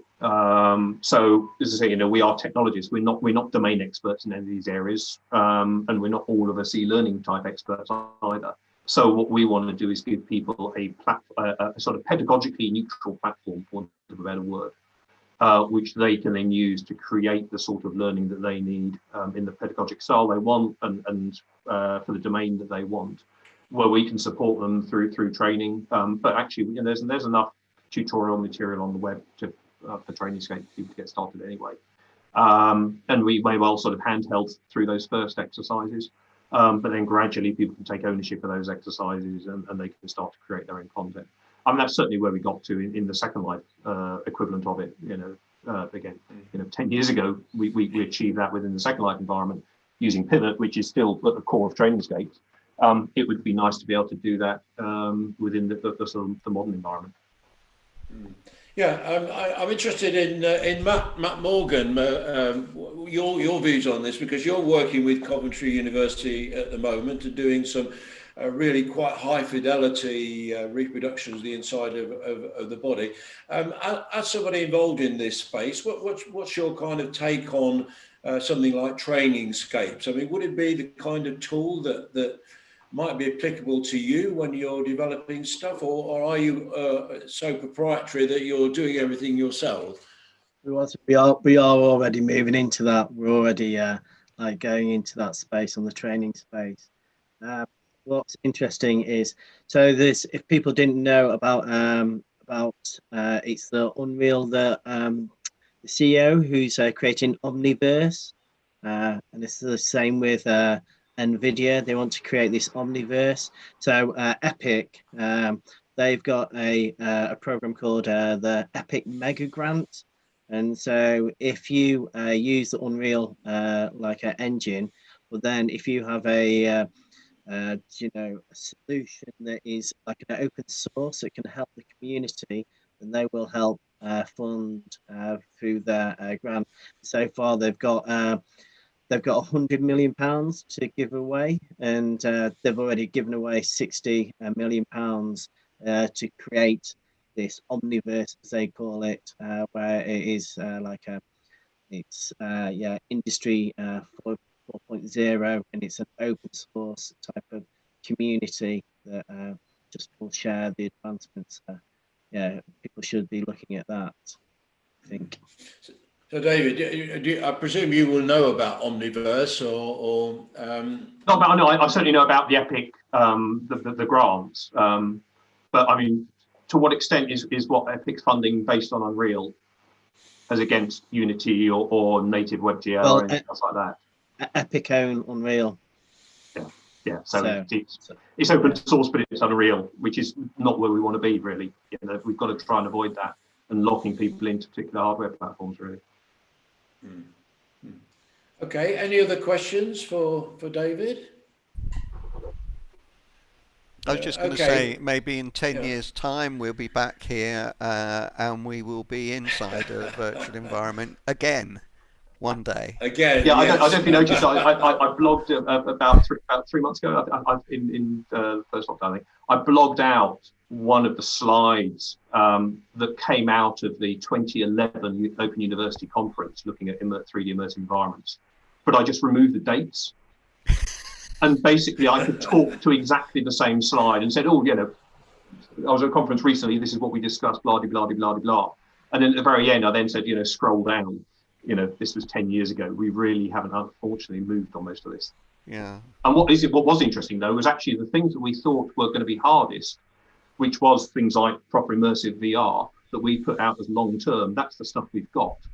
The stuff we failed on is actually the things that we thought were short to medium term, which is the medium term was the federated environment. But the short term is actually just convincing people of the demand and the benefits of this stuff. And I think that's still a battle we're fighting in a lot of environments. It's just that basic understanding of what this stuff can do and where the benefits are, and some general resistance to it. And certainly over the last 9 months, we've seen everybody dive onto Zoom. And that's, oh dear, great, we can relax, we've got something, without thinking actually how do we significantly improve on that. And we are actually seeing more interest, I think, because of COVID in this sort of technology, which is to the good. Yeah, I mean, it takes me back to, would it be 2007, 2006, 2007, when the Serious Games Institute opened, and David was very instrumental in helping to create a hybrid conference, which took place physically at Coventry University and virtually within the Second Life auditorium. And every month we would run a virtual hybrid event in Second Life in the reproduction of the Serious Games Institute, and we regularly had visitors from all around the world.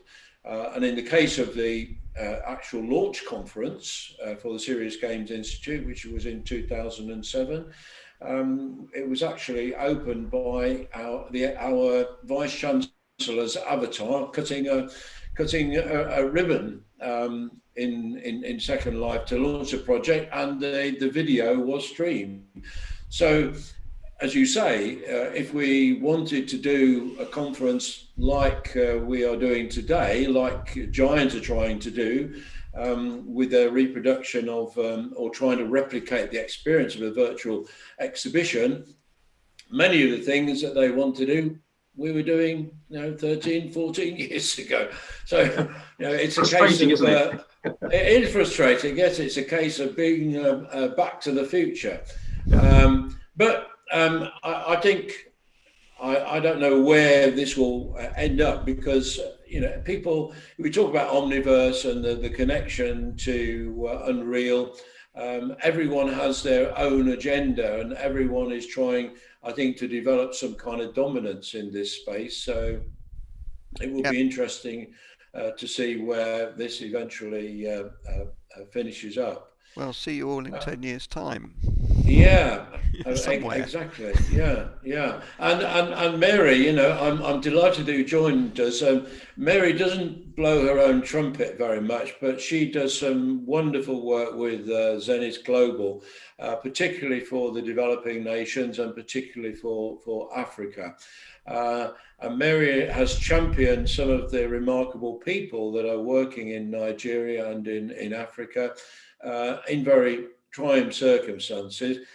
So, Mary, can I just ask you? We know from our own experience running webinars in Zoom and inviting people from Nigeria to participate, that the lack of infrastructure in Africa is a real problem. Not just for people joining events like this, but also in everyday medical practice. Because if you talk about something like Babylon or the equivalent of giving people access to expert clinicians through their mobile phone, it's so expensive for the mobile networks within Africa that majority of the population can't really afford it. What would you like to tell us more about that? Yes, thank you. Thank you, David, for that. And it's interesting because a few weeks ago, I was, on another panel, and we're talking about whether health technology, digital health is a blessing or it's a burden and things like that, And one of the things I said, which I think can work for all of us, like David said, is to make it inclusive, whatever we're doing. And that's why during my presentation, I was talking about wide adoption and cost. From the beginning, we need to know how far we want to take this. Who is our audience? And, I have another session on Friday on entrepreneurship and health technology. Africa is ready. We have everything that we need to make this kind of situation viable. But we need to be able to work with some organizations, either to look into how to connect and then scale, or look into, instead of some of these things that people do and say, okay, come up with something to alleviate poverty and it doesn't really work, look at what works. And those philanthropists or whatever will work with people in business models so that, we address two things at the same time. We will fulfill this need, meet it, and at the same time, cut out to a great extent this handout model. Because there are people who they've got the knowledge, they've got financial backing to some extent, but it's limited. So if an environment can be created for collaboration that will sustain that and balance it, then we can start scaling up and we can start, putting that forward. Like you said, David, that webinar that we did, you see most of these pharmaceutical companies partnering with other people on that platform that was championing health in Africa.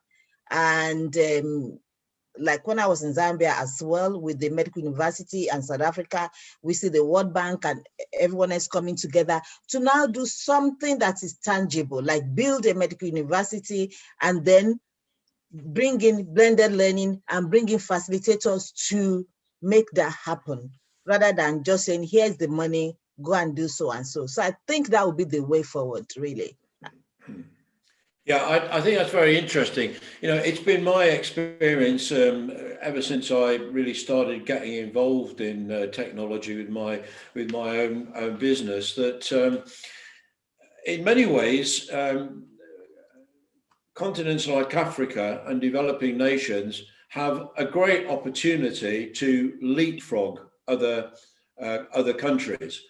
Because unlike we are here, and I'm probably a good example of this, I live in a little rural village in between Milton Keynes and Northampton, and everybody up to about 3 houses from me has fibre, and I still have copper cable. And so a lot of people who've had this infrastructure right from the very beginning, the telecoms infrastructure I'm talking about, now find that they are better served by wireless technologies that come from 4G and now 5G. And where I'm sat at the moment is in one of the outbuildings at my property. And I've just recently installed a signal booster for my mobile network. So I'm relying on my mobile network to do events like this because it's much faster and much more reliable than a wide connection. So I think wireless technology, 5G particularly, is a wonderful opportunity for Africa to be able to get access to the kind of speed at an affordable level. But it has to come through partnerships with people who've got, like David and Matt, who've got the expertise in how to use these technologies practically, as you say, to educate people and give people experience at scale. And the technology exists now today to enable us to be able to do that. Yeah, yeah, it's true. From both presentations, I was actually, looking at some of the requests that we've had in the last few months from the universities in various parts of Africa and the way that can be done. And I think the 2D is reassuring actually, because as you know, I'm into VR and all the rest myself, but we've only done that so far here with King's College London, so that will be applicable and easily scalable. There's a lot of telehealth going on in Africa right now. And the challenges, like I always say, is the fact that, what is the percentage that you are targeting? Women, for instance, most women are self-employed as in traders. And some of them even live in rural areas. So how do we get that to them? And how do we get them to participate and benefit from this? Because, they need it. It's really needed. And now we've got these things that, is useful for everybody, is doing amazing work, but it's only servicing maybe the first 10 or 20% of the population. Yeah, I understand that. Now, we've just been joined by James Kinross. Thank you very much for joining us, James. I would like to invite him now just to introduce himself, tell us about his work. If you've got a presentation, James, you're welcome to share it. Thank you very much indeed for your kind introduction, David. My name is James. I'm a senior lecturer in surgery at Imperial College in London. And we work, amongst other things, in the field of digital surgery. So digital surgery, use of patient or surgeon related data to augment decisions during technical procedures. And we're increasingly interested in the application of computer vision or mixed reality or extended reality technologies. We've used the technology during COVID, and today I was hoping to share some of that work with you. And what I'll do is I'll just share my screen, and with luck, we'll be able to dip into a presentation and I can give you a more visual explanation of what we've been up to. So when happened, we set up an educational and research initiative to respond from the surgical community. That is called PanSurg. If you go to pansurg.org, a lot of our data and information is published there. You was very much part of that consortium, and I just want to acknowledge all the people that did some of this work at the outset. Many of you are very familiar, of course, with what mixed reality is or what extended reality is, but if you're not, it is really an extension of the computing revolution from personal computers through to smartphones, and really it's intelligent computing at the edge. So mixed reality leverages cloud and local computing to visualize complex data in our use, certainly within a clinical context. So this is how we were using it prior to COVID, and we've spent the last 4 to 5 years experimenting with this technology. We started by doing pretty simple things. So, which is a extension of augmented reality. It's semantics really, but it allows you to interact with and manipulate augmented objects. And we started out using the Hololens system, which is a device manufactured by Microsoft. And the initial use case was to simply leverage this technology to give the surgeon or the clinician a facility or skill that they couldn't have with other technologies. So we started with oncoplastic surgeons, and the use case was trauma. We're a major trauma centre. I'm based out of St Mary's Hospital in London. So in this series of images, what you can see is a patient who's had a nasty injury to their limb, and they have to have a myocutaneous flap reconstruction, which means they take muscle and skin and some fat, and they reimplant it. And to do that, you have to know where the blood supply is. So we CT angiogram, and then we've taken that that image, we've put it into Unity, and we've rendered it, and we've annotated it. What we've done into the head, and the surgeon can then take that into the operating room to identify where those perforating vessels are. And this is, I'm just going to turn the sound down because it usually plays a bit too loudly. And this is it being used in practice. So you can see now that the surgeon this is the surgeon's view through the headset. They're manipulating and overlaying the anatomical image onto the patient's limb. The red bar you can see is a second user wearing a second headset, and that shows you where they're looking. And that's important because you can have a contextualized augmented image visualized and interpreted by 2 different people at the same physical space and time. Now, what we found when we did this is that the surgeons very quickly adopted the technology. They moved away from using Doppler, which is kind of an ultrasound, which is shown where those little green arrows are. And actually the outcome here was not clinical, but it was we were saving about an hour each case simply by the adoption of using those HoloLens systems. And with various other use cases, including cancer. I'm a cancer surgeon, and we have a problem with cancer surgery because we, particularly in the rectum and in the bowel, we often use radiotherapy, and cancer changes, it's dynamic, it shrinks down. And when the surgeon takes the patient to the operating room, the cancer resection margin may move, it may be dynamic.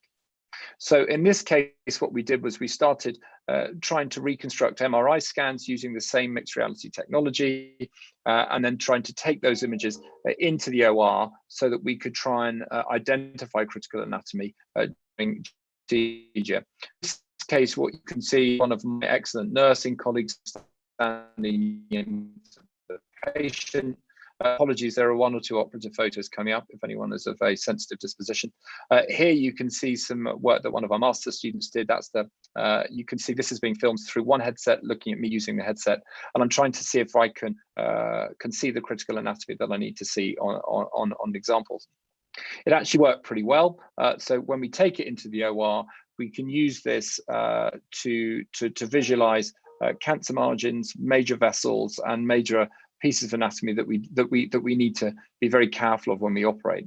But this is really feasibility work, and there are still quite significant challenges in trying to get this into a precise system that we can use at scale. Notably, there's issues around the precision of co-registration and also around tissue augmentation. But nonetheless, it works.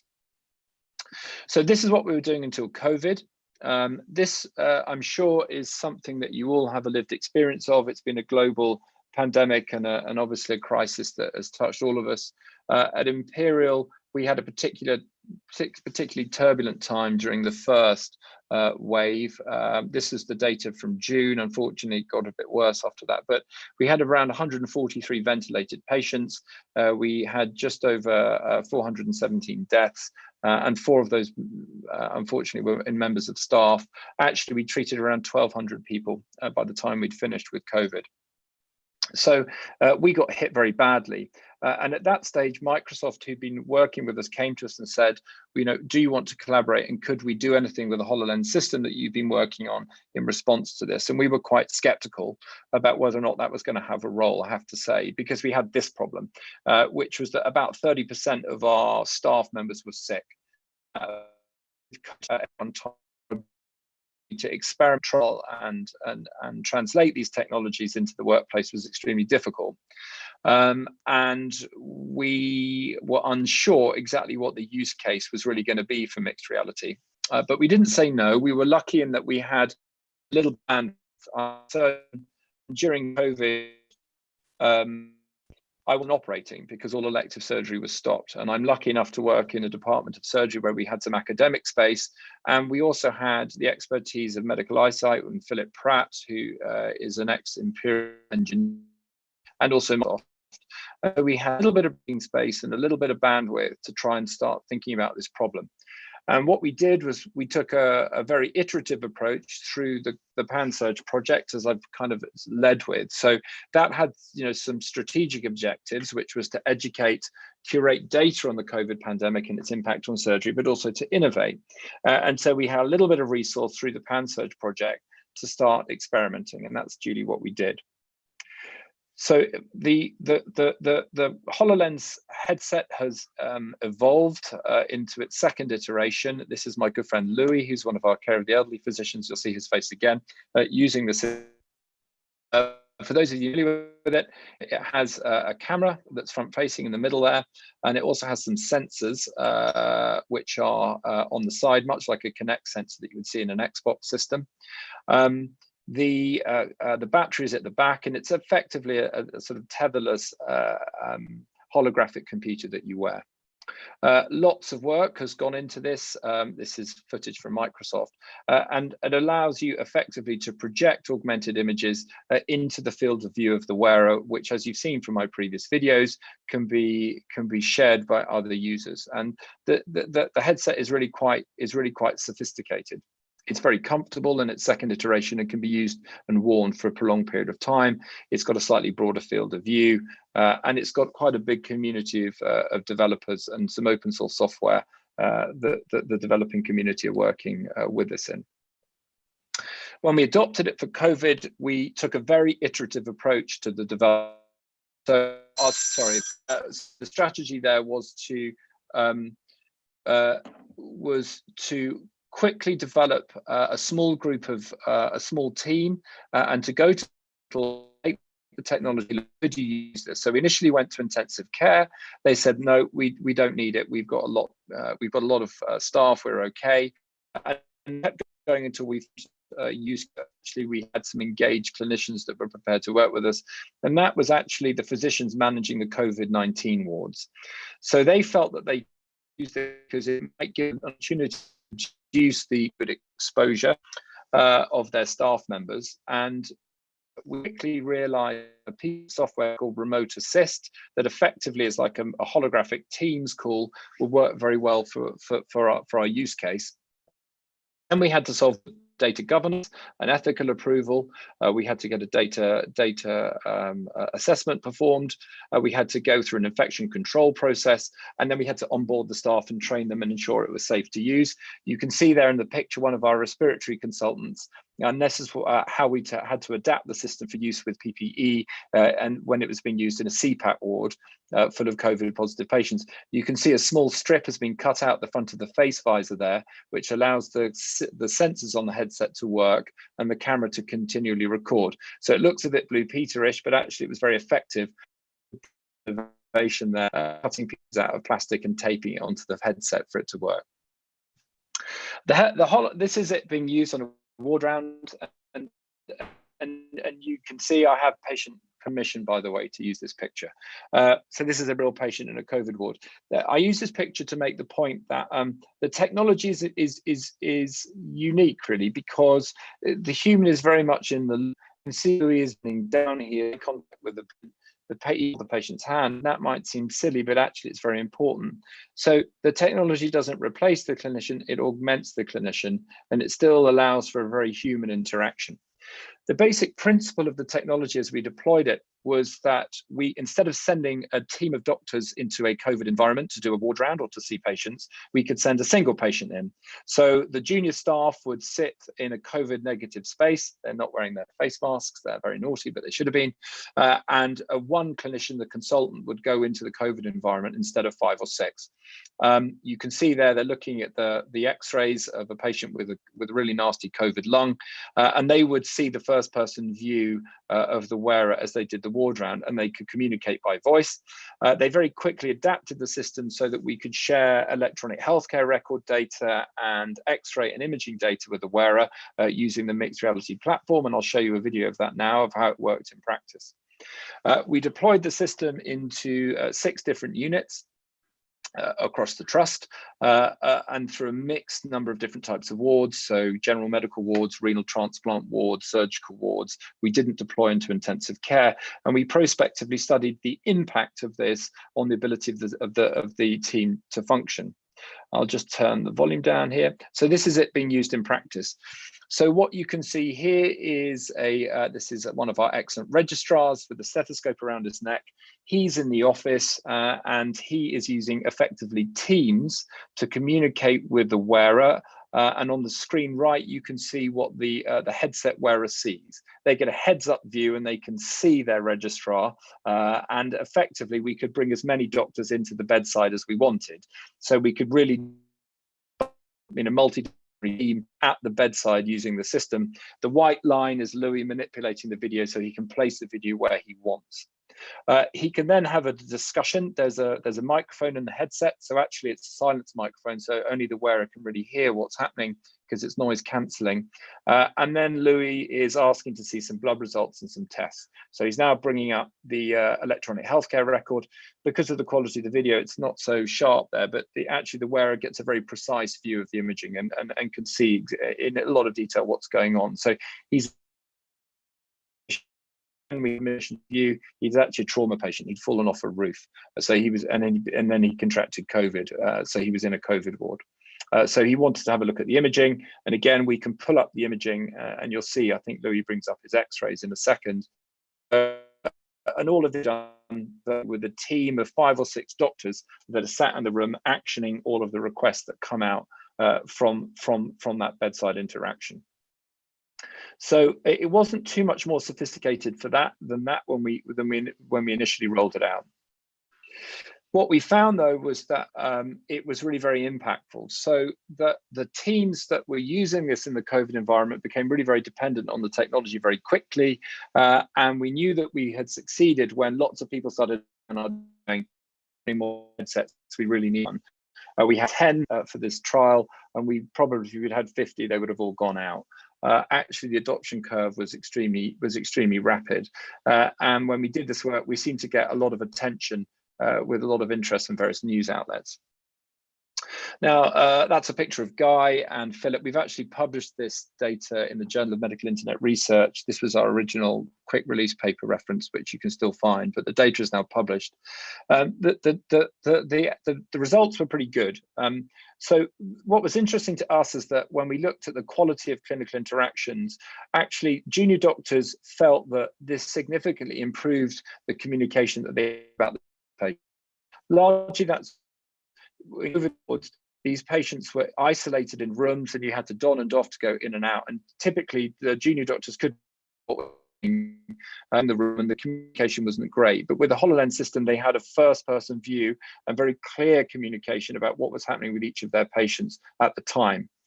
We saw very dramatic reductions in staff exposure rates. So we saw almost an 80% reduction, and we saw very significant reductions in PPE consumption because less doctors are consuming it, up to 800 pieces of PPE per ward per week, ultimately at one point.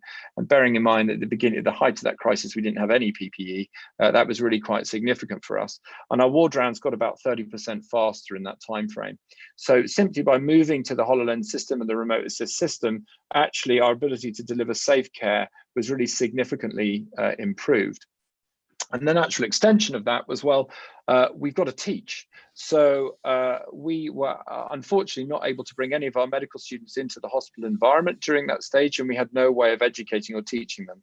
And so we've been able to extend this technology now into delivering education. You can see Louis wearing a little microphone, which we've adapted for the system there. So when speaking, and this kind of what a typical teaching session will look like.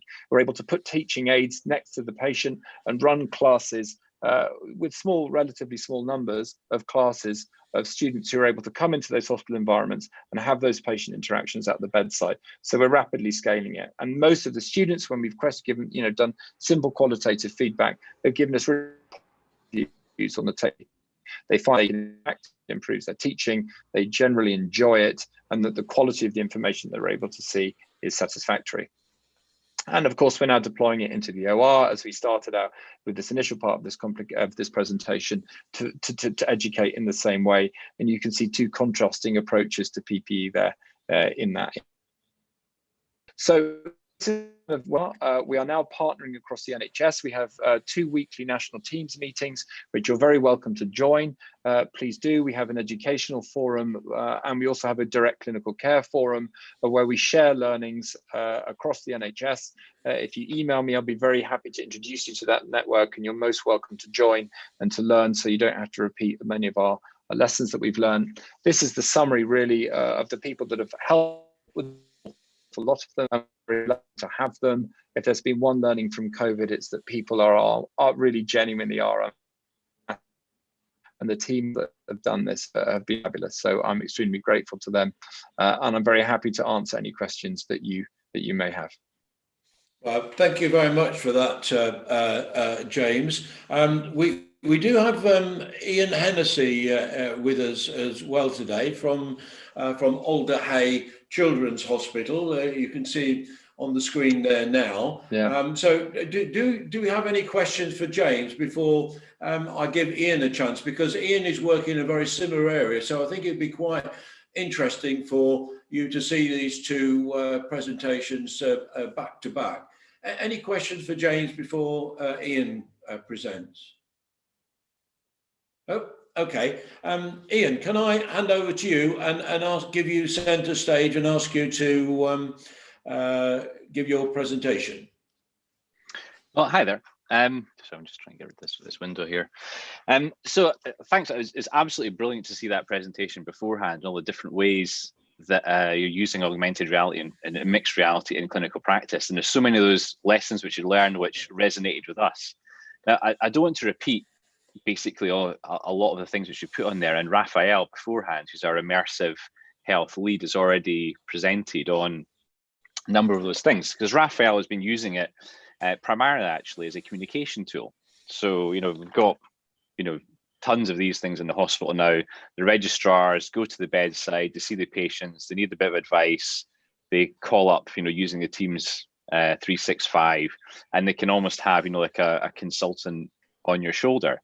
And again, it reduced the amount of PPE that was required, allowed people to be at home, to be shielding, and it was just really fascinating to the very rapid deployment of these things around the hospital.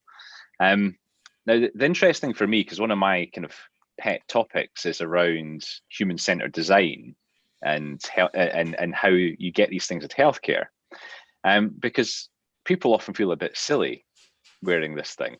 And what I liked about COVID was that it started to disrupt things so that people didn't feel silly about wearing these type of things.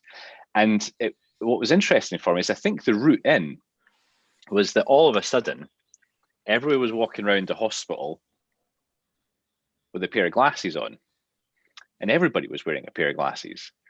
And then so it started to feel normal to have glasses on, and it felt normal, to wearing a mask and glasses at the same time.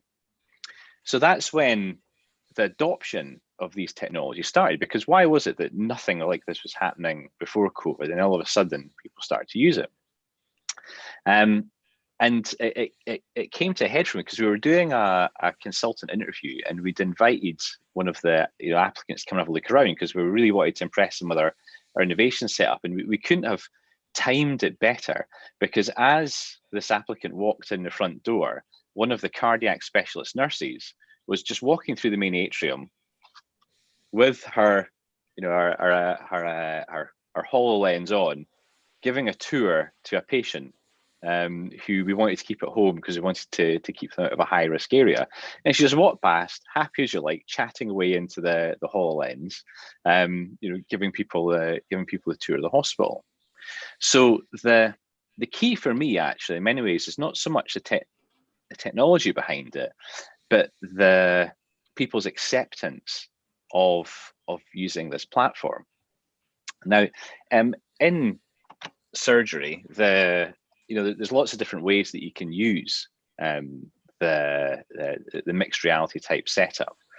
The communication is one of them, but the other area is around orientating yourself with anatomy.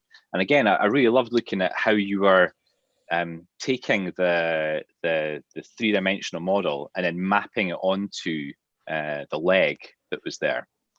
Now, we've not necessarily found that actually mapping onto the leg seems to be as big a thing, because being able to rotate it in two-dimensional space is quite useful when you're trying to get an idea of what's the best angle of attack. Now, up until recently, our way of improving a surgeon's orientation with anatomy was to use 3D prints. So basically, we were taking the anatomy of the patient, creating a 3D model, and then printing it out and using multi-material type prints, so that we could have semi-transparent, we could have slightly flexible, and then we were putting them in a material which was sterilizable, so that the surgeon could take them into theatre with them and have it on the side, so that as they were operating, they could take it and look at it and orientate it and look at it. And the advantage you found of this, which is something which I find the mixed reality doesn't have at the moment, is that haptic thing and the judgment of depth. Because personally, I still don't think that HoloLens is quite there yet for getting the same sort of level of detail that you're getting out of a 3D print. And also almost the reality of having something that's got a weight to it, and how light bounces off it, and all the rest of it. But clearly, from the human-centered design point of view, we're starting to wear eyewear in theatre. So this is my standard eyewear in theatre, and you can see how that technology there, it's not far off, is it? In a couple of years' time, maybe 3-4 years' time, you can see this getting reduced down to this size with the amount of field of vision, and that's where it's really going to take off, and where this type of work is going to be really valuable to have already done it. Those are my kind of observations in the state of technology, and I'd love to just have a chat about but I've also got some previous iterations of devices which we've used as well in the background. Let's have a chat about where we think this is going. Yeah, that would be absolutely great. Just to introduce Dave Taylor. Dave Taylor's been helping to facilitate and moderate these discussions. Dave, I know, has a friendship with James through Imperial College. Is there anything you want to ask Dave? Not specifically, but I would love to hear a conversation between the two of you. Yes, about the technology. I don't know if you've been in touch before, but you're clearly both thinking along similar lines. Well, so James, what did you? What's your reaction to what Iain's said? Well, I mean, I'm in agreement with everything that Iain said. We know Raphael well at Alder Hey, and they're real pioneers, and they're doing great work. I think I suppose my view on this is that I think we are at an inflection point of this technology. I think this technology was bubbling along and growing slowly up until COVID, and I think COVID has really pushed it to the fore, and people have seen its potential and understand it in a way that they didn't. I think one of the main levers for this technology was kind of what Iain was talking about, which was the rapid adoption of Teams by the NHS and our shift towards telemedicine in general. It meant the leap to mixed reality was much smaller for the average NHS healthcare worker to make. And I think there is now there's been a sort of general rush to collaborate over digital technology in healthcare, and I think we're really benefiting from that. However, what I do think is that if we are to have a really impactful uptake of this technology, there's a few things that we need to get right. Number one is that we really need to be sure to measure the impact of these technologies, both their positive and negative impact, and to understand and to validate their function. And that means trials, but it also means registries, and it means sharing information. But it also means that we need to be, I suppose, really clear about where we see the value of the holographic component and validating that holographic component as an intervention in itself. So I believe that these technologies are transformational. I believe they've got absolutely a huge role to play, but they are a tool. And you don't need them for everything, but you really need them for some things. And we need to be very clear in defining that, I think. And then if we can get these things right, I think they are going to be really, really important for clinicians and patients, I should say, going forward. Yeah, I mean, it's about how you measure it, because it always comes back to that end. It's like, how do you measure it so that you can go to the hospital and say, yes, we think this is a good thing to do. Now, the trouble is you get the sense in yourself of, oh, that's useful. I now feel that I know that anatomy better. But that doesn't really cut the mustard when you go to the, your business case and go, right, we need to now be using this. So how do you actually measure it? Now, the difficulty we have is that when you're using this type of technology for complex surgical planning, the nature of complex surgery is that they're quite unique. So then how do you compare, one intervention versus another one? So for instance, with this, visualization of this year, we'll never see a tumor like this again. So how can we actually evidence that having a 3D representation helps the preoperative planning for this type of case? Because you can't create a control arm of 30 and then an intervention arm of 30 and go, we used this model in 30 and we didn't use the model in another 30. That becomes really, really difficult. So is there a better way of doing it? Could you create a proxy for operating where you look at people who've had the benefit of 3D visualizations beforehand and people who haven't had the benefit of 3D visualizations and see what their cognitive function is like, or what their performance on that proxy task is like, rather than doing the full clinical intervention? Could we create something like that? Because you just feel like you need to have something more, because the evidence really does feel, as a moment, feel few and far between as to what is the benefit. Although I know in my heart of hearts that I get a better feel for surgery if I've seen the visualization beforehand. I think there's a really interesting point there. There's several interesting points there. So I think this is perhaps where Alder Hey have been really innovative, is that our medical students can't access what they do at Alder Hey because it's so rare and so unique, right? So actually, the value is doing a lot of what Raphael's already done, which is simply getting access to these rare events that our learning students or trainees simply can't otherwise access. I think the use of simulation and validation, the use of simulation in validation is going to be really important. And actually, to your point, we're currently setting up a simulation trial to try and do some of what you're talking, because I agree with you. I think that's going to be the only way to do it.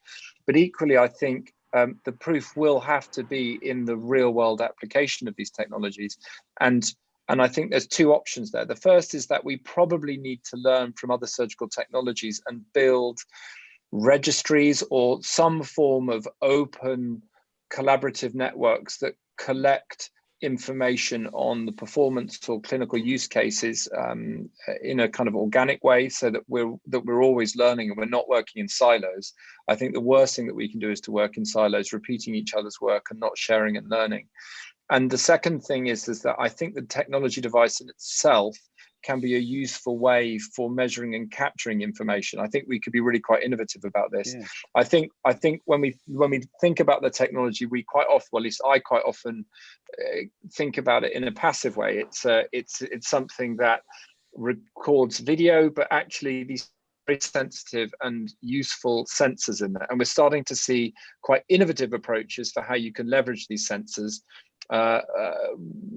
in ways that we hadn't considered. So, for example, there was a paper that came out in Nature Digital Medicine a couple of months ago now, looking at using the kinematic sensors to measure technical performance. So you can actually measure knot tying, you can build for feeding. So I think it's an exciting time, and I think now's the time to be really collaborative and to solve these problems collectively as a group. Yeah, I mean, it's a really good point, because it does have that capability within it that it can see where your eyes are looking. And there was that great study where they looked at really expert radiologists of how they interpret a chest X-ray, and where their eyes were looking. And you take a medical student, and medical student, to right, left to right, left to right. Whereas when you look at the experts, they go to the edges, and they're following their eyes are following a completely different track. And it would be really fascinating to see, when you have an expert clinician go into a room, what are they actually looking at? Where does their eyes spend the time? What are they looking at? Another thing was that we did some studies on laparoscopic surgery with instrument tracking, so you can see where instruments are going, and we did a comparison between surgeons which were using a 3D camera laparoscopically versus surgeons that were using a 2D camera laparoscopically, and looking at the difference in how their instruments were moving. And there was about a 20% improvement in the motion metrics using a 3D camera versus a 2D camera. And it's trying to find something similar to that with 3D visualization that would be really good, because beforehand you could tell you, it's like, yeah, when you're using the 3D camera, it is kind of easier to do laparoscopic surgery. But it was difficult to then go and say, we need to buy a 3D camera because it feels better when we use it. But when we could actually create the data and go, look, if you take your average person and you put them in the 3D camera versus 2D camera, not only are they faster, but their path length is less, and their jitter length is less, and their movements are more precise. And once you put it into those terms, it's almost like saying, I've got a machine that's 20% better. And then people go, oh yeah, well, we should get that, shouldn't we?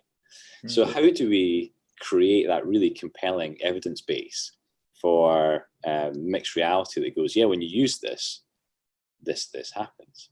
And that's why I love the fact that, Raphael's taking this technology and getting it in, because it's the first step is obviously getting it into the operating theatre and putting it on people's heads and getting people to accept this is something that you do in an operating theatre. That is, for me, the critical element to it. And then you can start to explore how it's used.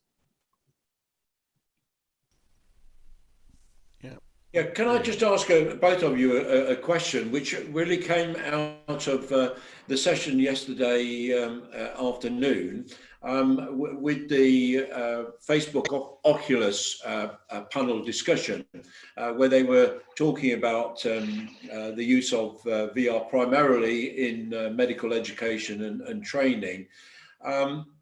And in fact, they did actually show some examples of how they try to validate the effectiveness of VR in medical education by comparing or showing a video of the performance of two students who've been trained traditionally, and one trained traditionally, the other one trained with VR. And they analysed and showed the results of the studies that showed the person who was able to try the operation in VR beforehand finished in about half the time with a lot greater accuracy than the person who was trained traditionally.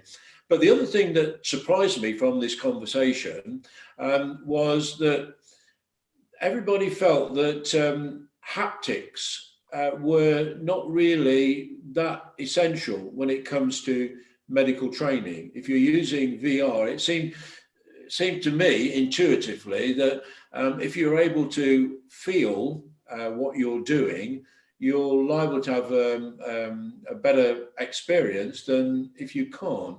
But they said that it didn't really factor that much in their experience. What's your reaction to that, Iain? I can argue it both ways. Personally, I'm a big believer in simulation models that involve something physical so that you get the right haptics.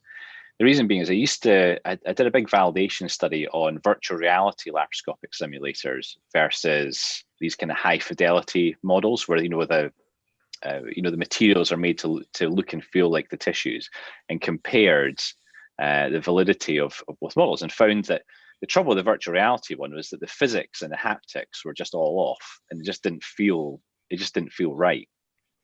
So that's one half, which would say that getting the haptics right is really important. The other half is that, and I'm not a robotic surgeon, I don't do robotic surgery, but someone who I trained with is, and he's been using a robotic platform that doesn't have the haptic feedback. It's just done off visual. And I said, look, do you miss it? Because for me, I would really miss not being able to feel how the tissues handle and how the tissues move. I think it's an important part of surgery. And he said, you know what, after a while, it now no longer seems to make a difference. He's doing it just off the 3D visual, and he's watching how the tissues deform and take the needle and take the thread, as opposed to feeling. So that would be an argument against haptics being critical. Personally, I think haptics are important, but at the moment you could argue it both ways. What about you, James? I think if you look at VR and AR, the pedagogy has yet to really be properly defined as to the value both of VR as a platform, let alone haptics. I really think it's in its infancy, and I'm convinced that both of them have an important role to play, but they're still not really being deployed at scale yet, and so it's very difficult to really understand where the value is coming. In terms of haptics, I was going to make exactly the point that Iain's made, which is that in laparoscopic surgery, actually we don't get any. We get minimal, and I'm a robotic surgeon, and I don't really use it in my day-to-day work when I'm perform soft surgery.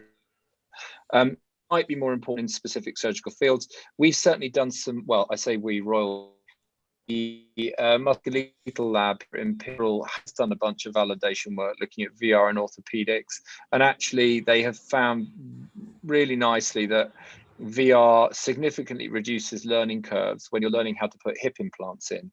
And actually they haven't, haptics has not been a major part of their work. They've been able to do that without haptics. So I don't think haptics is critical, but I think it adds to the fidelity of the simulation, and it probably, I'm with Iain, I think it probably is an important thing. The other point that I want to make is that I think mixed reality or extended reality has a very specific advantage over VR, which is that it allows you to learn within a clinical context. So it allows you to learn at the point of care, and that's really unique.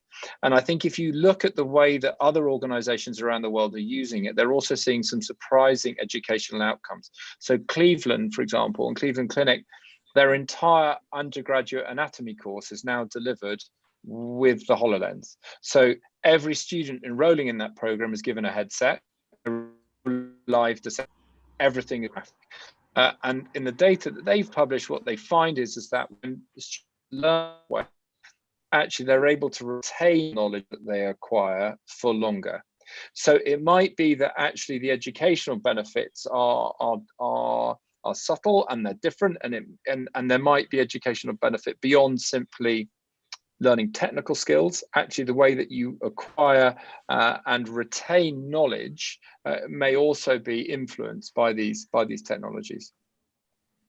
Yeah, there's a really fascinating thing on that front, in that they did some standard simulated laparoscopic tasks, and they were training up surgical trainees, who'd had a fair amount of experience in theatre, and took medical students, and they were having the trainees go against the medical students. And actually the difference between the trainees and the medical students wasn't actually huge in the sim lab. But when they took them and they put them in a noisy operating theatre with the drapes and the scrub staff and everything else, the medical students' performance dropped like a stone because of the cognitive overload, well, this is what they think, of all of the different things which were coming around. They couldn't concentrate on the task in front of them because they were overwhelmed with what was there. And I think that's a really big part to being an experienced, clinician, is that you can walk into an environment and you can tune out the bits which aren't actually important and concentrate on the task in front of you instead of being completely overwhelmed. And this is something which has been brought home to me recently, is that recently I've been walking into operating theatres a lot without putting my surgical hat on. Which I know you'll be thinking, that's not such a big issue with you. You're quite bald. You're not going to be contaminating the place with hair. But I was like, why am I doing it? I've never done this in the past. Walked into an operating theatre without my hat on, and the reason is that I would normally have a hat on and then put my mask on as I went into theatre. But at the moment, I'm walking around the hospital with a mask on. So my brain had tuned out. It says, oh, you're wearing a mask, therefore you don't have to check that you've got your hat on. And I was just doing that automatically. I had tuned out that decision. Of the 1,700 decisions that my brain can make per day, that had gone to an automatic level. I think we forget how overwhelming the environment can be for people as they come into medicine. And I think that if you could create immersive simulations, which puts in that cognitive load to allow them to learn how to tune it out again, then you can start to create much more effective platforms. So the way that the human mind, I think, is fascinating. And I think that simulation, high fidelity simulation, really should have a much larger part to play than it does at the moment. Yeah, there's just one interesting point I want to put to you again from yesterday. One of the presenters was a guy called David Salt, who's from Immersive Interactive. They're not using the HoloLens or VR headsets. They have environments created by projecting on the walls and the floor of the environment. And that was the point that he was making, was that by having real 360-degree video, whether it's a car smash, whether it's an operating theatre, people are much more aware of their environment. And so the kind of things that you just indicated there with what happens within an operating theatre and all of the cognitive overload, they are building that into the environment. And I just wondered whether you could use a combination of something like HoloLens or some of the glass technology to be able to combine this physical immersive simulation with training using glasses.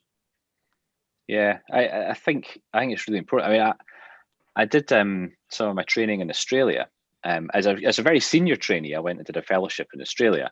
And one of the quirks of the Australian system is that general surgeons in Australia look after burns, whereas in the UK, it's plastic surgeons. So I was completely naive to managing burns patients. Now, I'd read all the stuff about it because I knew I was going to have to do something out there. But what I wasn't prepared for in a major burn was things like the smell. And it just completely threw me, because it wasn't the technical decision making, it was the environment had completely thrown me off. And whether you have to create simulations which are that realistic to improve people's performance, I'm in the camp that we should be doing that rather than having people learn how to tune this out from live experience. So I think these kind of theatrical setups, I've seen these trauma laparotomy things which actually spurt blood at you, which recreate the sound. And I actually did some sound meter testing in our emergency theatre. It gets up to about 89, 90 decibels in there of sound. It's like being in a construction yard in a full emergency theatre.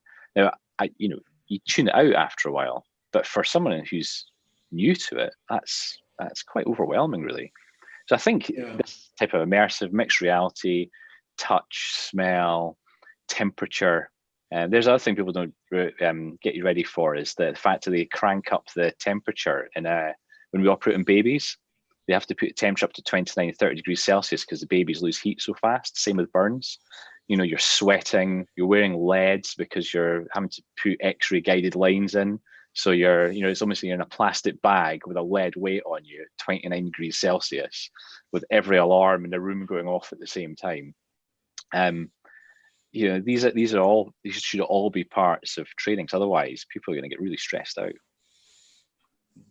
Yeah, it's interesting. In fact, smell was one of the senses that they incorporated in the David Salt's presentation, like the smell of burning flesh or smell of petrol or whatever the environment is. They've got a library of something like 100 different smells that they can incorporate into the training environments. So, yeah, that's really interesting.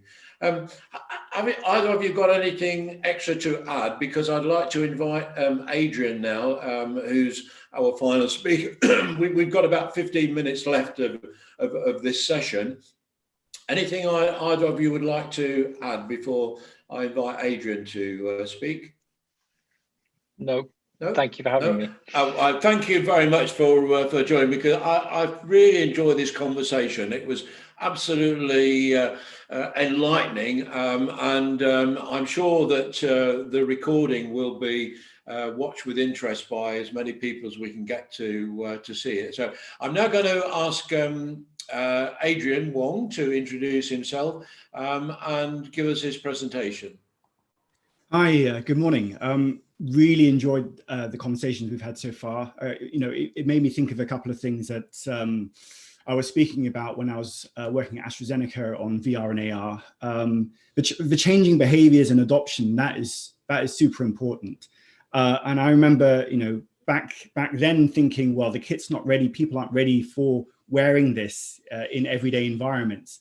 I remember Virgin Atlantic did an experiment with using the HoloLens with customers. You know, on paper, it seemed like a great idea. You were able to access information about the customer to better serve them. But what the customer saw was someone basically right in their face with this gear staring at them, unable to see eyes, and they absolutely hated the experience. And I think, you know, the changing pace of the tech coming out and how it's going to evolve so that people are more comfortable with it. Also, you know, the fact that everything's changing at the moment and they're actually more accepting of this technology is going to be key to it. The other thing that I remembered when you were talking about how you need to sort of train in the closest possible environment, how changing one part of the equation when you get to the real thing makes a huge difference, actually reminded me of something back in my prehistory when I was actually training as a pilot with the Royal Air Force, and it was very early on in my training. And we had to basically learn how to do our pre-flight checks on the ground in a mock-up cockpit and learn this huge sequence of things. And we were told that we needed to be in there in our flight suit and our flight helmet to go through them. And, you know, I couldn't see why we needed to wear that uncomfortable helmet going through the checks. And, you know, I'd managed to memorize the entire sequence. One of the officers caught me without the helmet and said, you know, why aren't you wearing a helmet? And I explained I didn't see why I had to. And he said, put it on and go through it again. And the act of putting on this heavy helmet changed my environment and made it difficult for me to remember that sequence. And that was a really sort of great lesson to me about, you know, how you need to be used to everything around you to really sort of get the best performance from you. Okay, so I'm going to try and present this this slide. Hopefully is that coming up properly? Yeah, we have it. Excellent. Right. Okay, so so in the digital consumer world, great design and user experience is expected. But in healthcare technology and services, it's often seen as an afterthought. In particular, for healthcare practitioners, it's often at the same level as most enterprise software. That is still in the dark ages. I'm Adrian, a digital innovator and venture builder with an unusual background as a UX and creative director in tech startups and digital agencies. and as an innovation lead and chief technology officer for corporates. I spent the first half of my career working in digital design and development, marketing and advertising in video games, television, online gambling, and agencies. I then took quite a different direction when I joined AstraZeneca's new technology incubation lab. There, I led an innovation portfolio to identify critical business challenges and opportunities throughout the entire organization, scouting tech startups and prototyping and piloting 10x solutions into the business. I also introduced the UX Center of Excellence whilst I was there. At BDO, I took on the CTO role, driving digital transformation products and innovation across the firm. And since then, I founded an AI tech startup, and I'm now Chief Innovation Officer for Venture Agenda, helping corporates innovate faster by collaborating with startups. I specialize in the commercialization of new and emerging technologies, combining them with a consumer-grade user experience design for new product development and transformation. So both patients and healthcare practitioners have had years of experiencing quality consumer-grade UX in their daily life. And they're now beginning to expect the value that great design brings to other areas. Some of the significant value is realized before the product is even finished. For the company or the developer, applying a user-centric design thinking approach and incorporating techniques such as user journey mapping and observational research can identify and solve the user's real needs much faster, significantly reducing the development time to get to a useful product. For the patient, it's not just about increased user satisfaction. Things like gamification lead to greater engagement and taking part in healthy activities. At AstraZeneca, for asthma sufferers, our connected smart inhaler led to an increase in adherence of 59% in adults and 180% in children. For healthcare practitioners, great UX in clinical systems can lead to increased productivity and leading to helping more patients. Too often, developers are put to work without the proper user research and design. But the potential impact of bad user experience goes well beyond user satisfaction or productivity losses. In 2015, a young girl undergoing cancer treatment required a critical dose of IV hydration treatment. The experienced nurses overseeing the girl missed this key information because they had trouble understanding the software they were using. Due to this critical error, the patient died of toxicity. Medical errors are the third leading cause of death in America, topped only by severe lung disease or a stroke. In Europe, over 1 in 10 hospitalizations involve a medical error.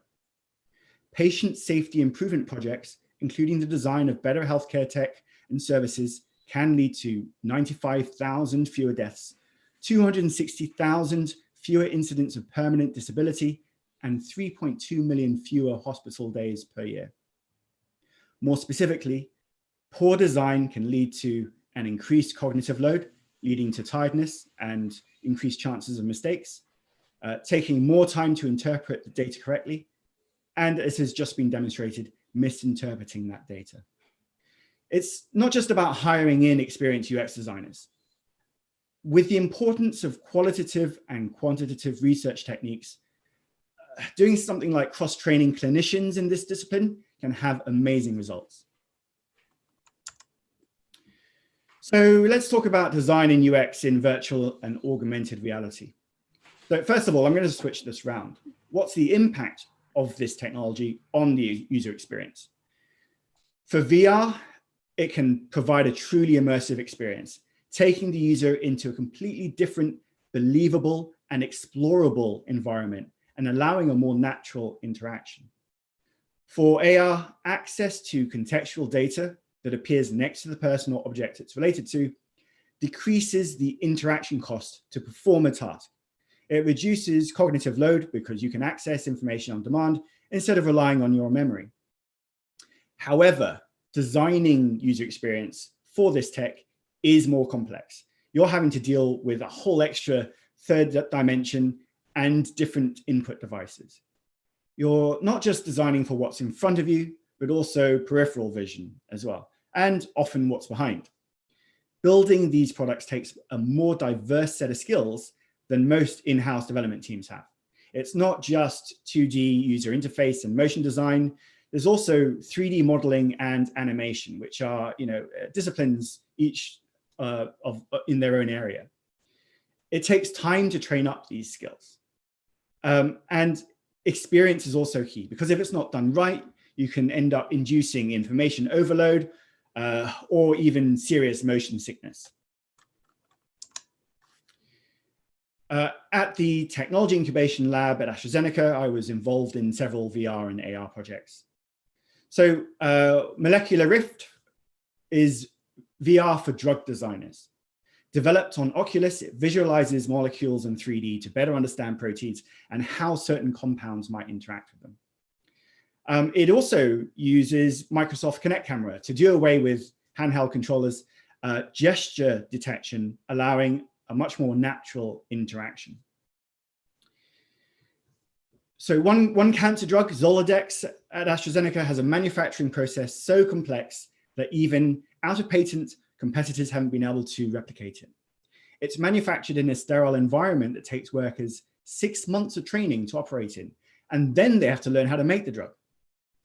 AstraZeneca built a VR training app that replicates the entire process in 3D, allowing staff to learn the processes, but also very importantly, start building the actual muscle memory required before they are even allowed in the facilities. In laboratories, we also trialed AR glasses with scientists for hands-free access to just-in-time information delivery and SOPs, and visual identification of samples to reduce cognitive load and errors and increase productivity. Overall, these technologies are important enough to AstraZeneca that they are currently in the process of building their own in-house capability. So there are a number of different areas where the user experience provided by VR and AR is having a significant impact on diagnosis and assessment. For example, the N-Goggle device helps to diagnose glaucoma. It combines VR with wireless EEG to measure brain activity, and through playing video games or exploring a virtual art gallery, patients stay engaged long enough to capture the data needed to report how well each eye communicates with the brain across the patient's field of vision.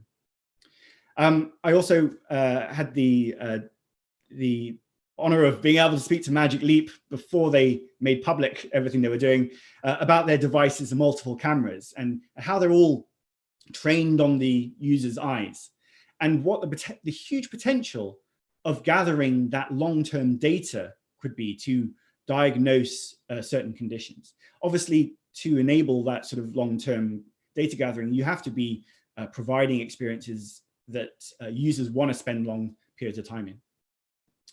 And with augmented reality, the potential for hands-free, on-demand information, such as medical records for doctors and nurses in hospitals, is huge. Now, add the power of computer vision and machine learning to help diagnosis and assessment, and with both VR and AR, collaborative diagnosis with colleagues anywhere is now a possibility. So clearly, COVID has had an unparalleled impact on most aspects of life, and certainly where healthcare is concerned. It has massively accelerated a number of trends, many technological, but just as important, behavioral as well. And it's done this by breaking lifetime-long habits. And by doing this, it's now allowing new, innovative habits to form. It's my view that COVID has done more for digital transformation than most chief digital or information officers have done for the past several years. One very important area is in the uptake of remote healthcare and the demand for wanting to be diagnosed and treated from their own home. COVID has also triggered an explosion of new healthcare startups, many involved in the diagnosis and treatment of conditions via apps and even via the postal system. This has huge implications for the importance of user experience, for physical procedures such as home testing, and for apps, and for virtual and augmented reality.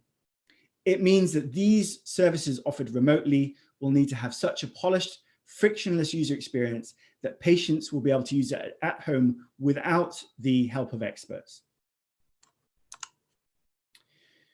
I believe that there are a number of trends we'll be seeing, and the biggest changes will be in the convergence of a number of technologies, and this will have the biggest impact on user experience.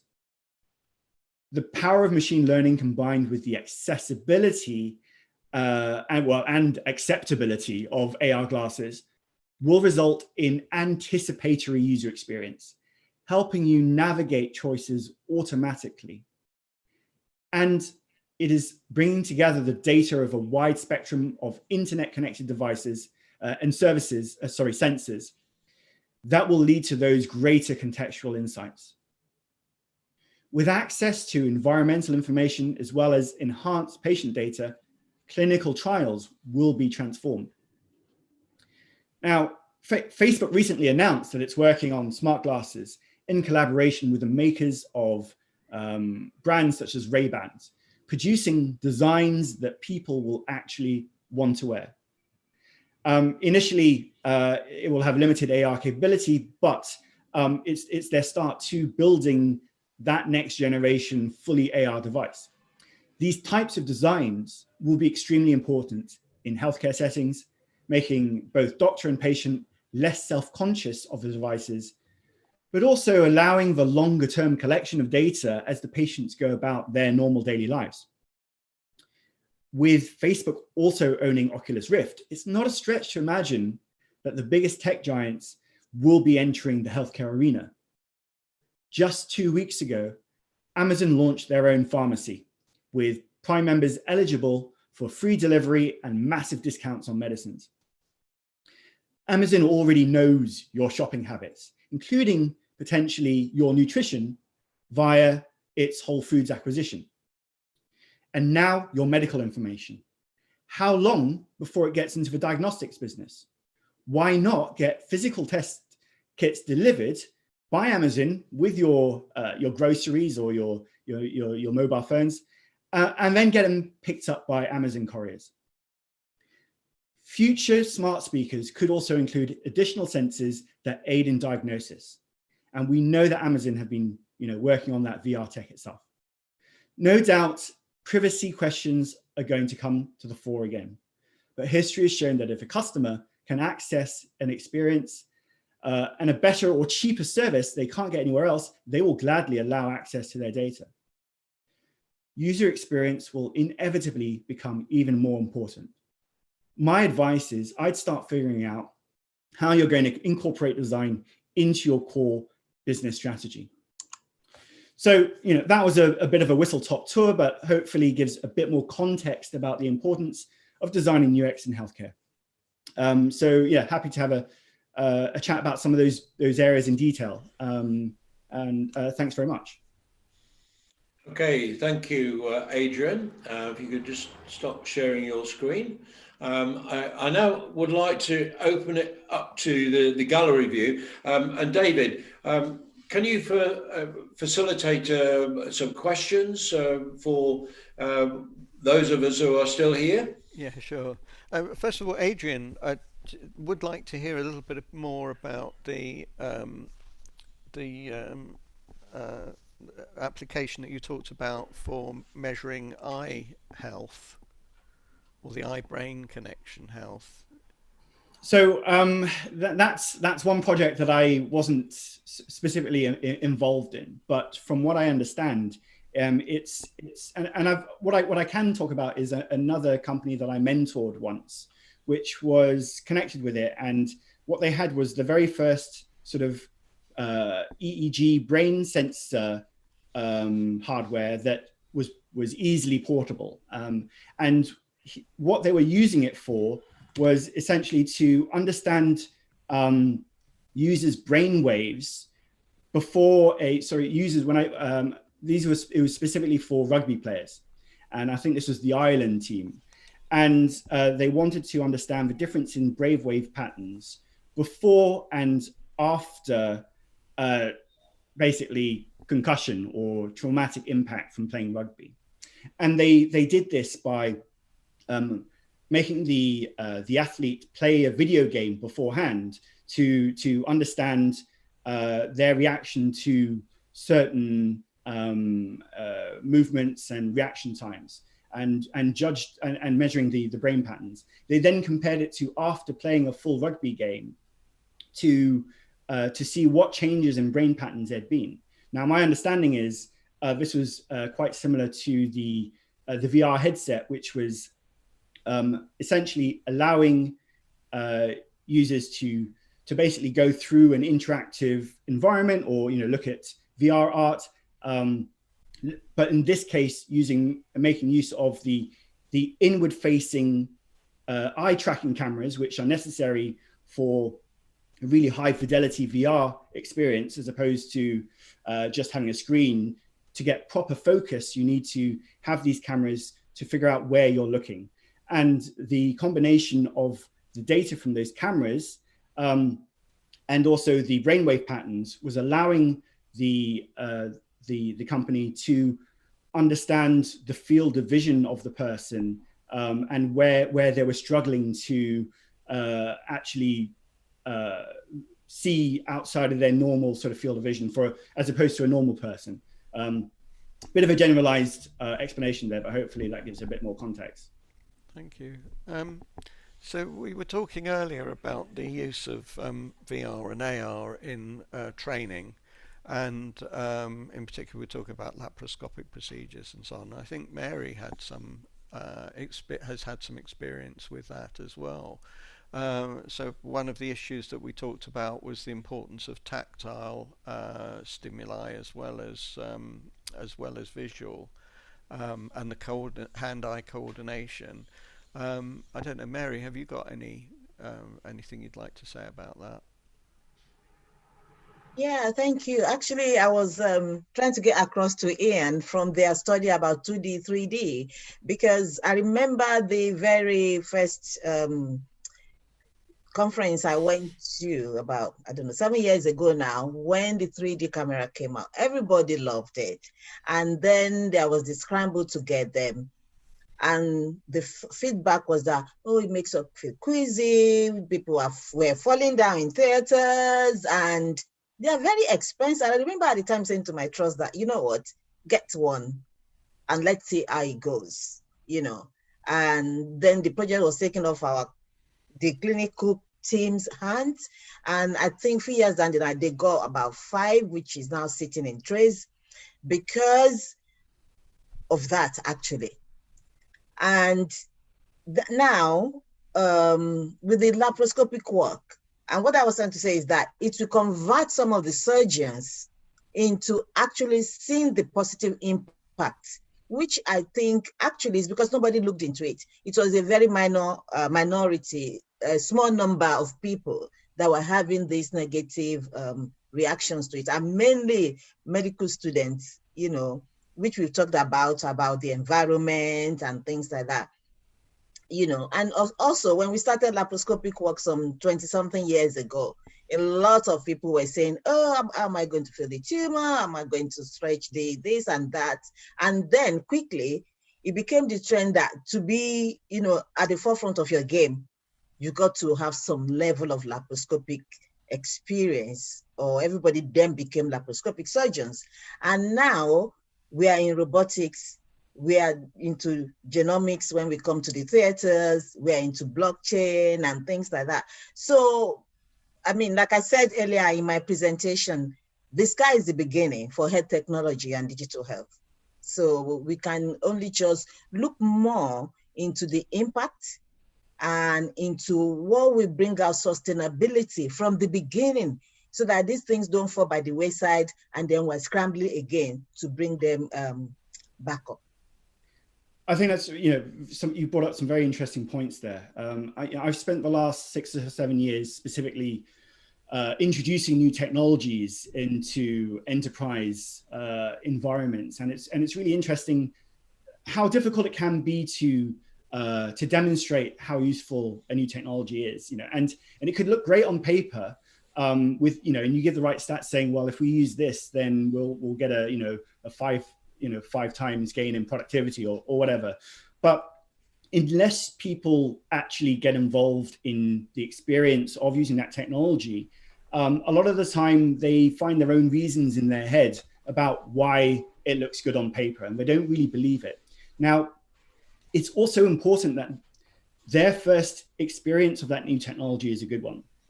And it's not just about putting the tech in front of them.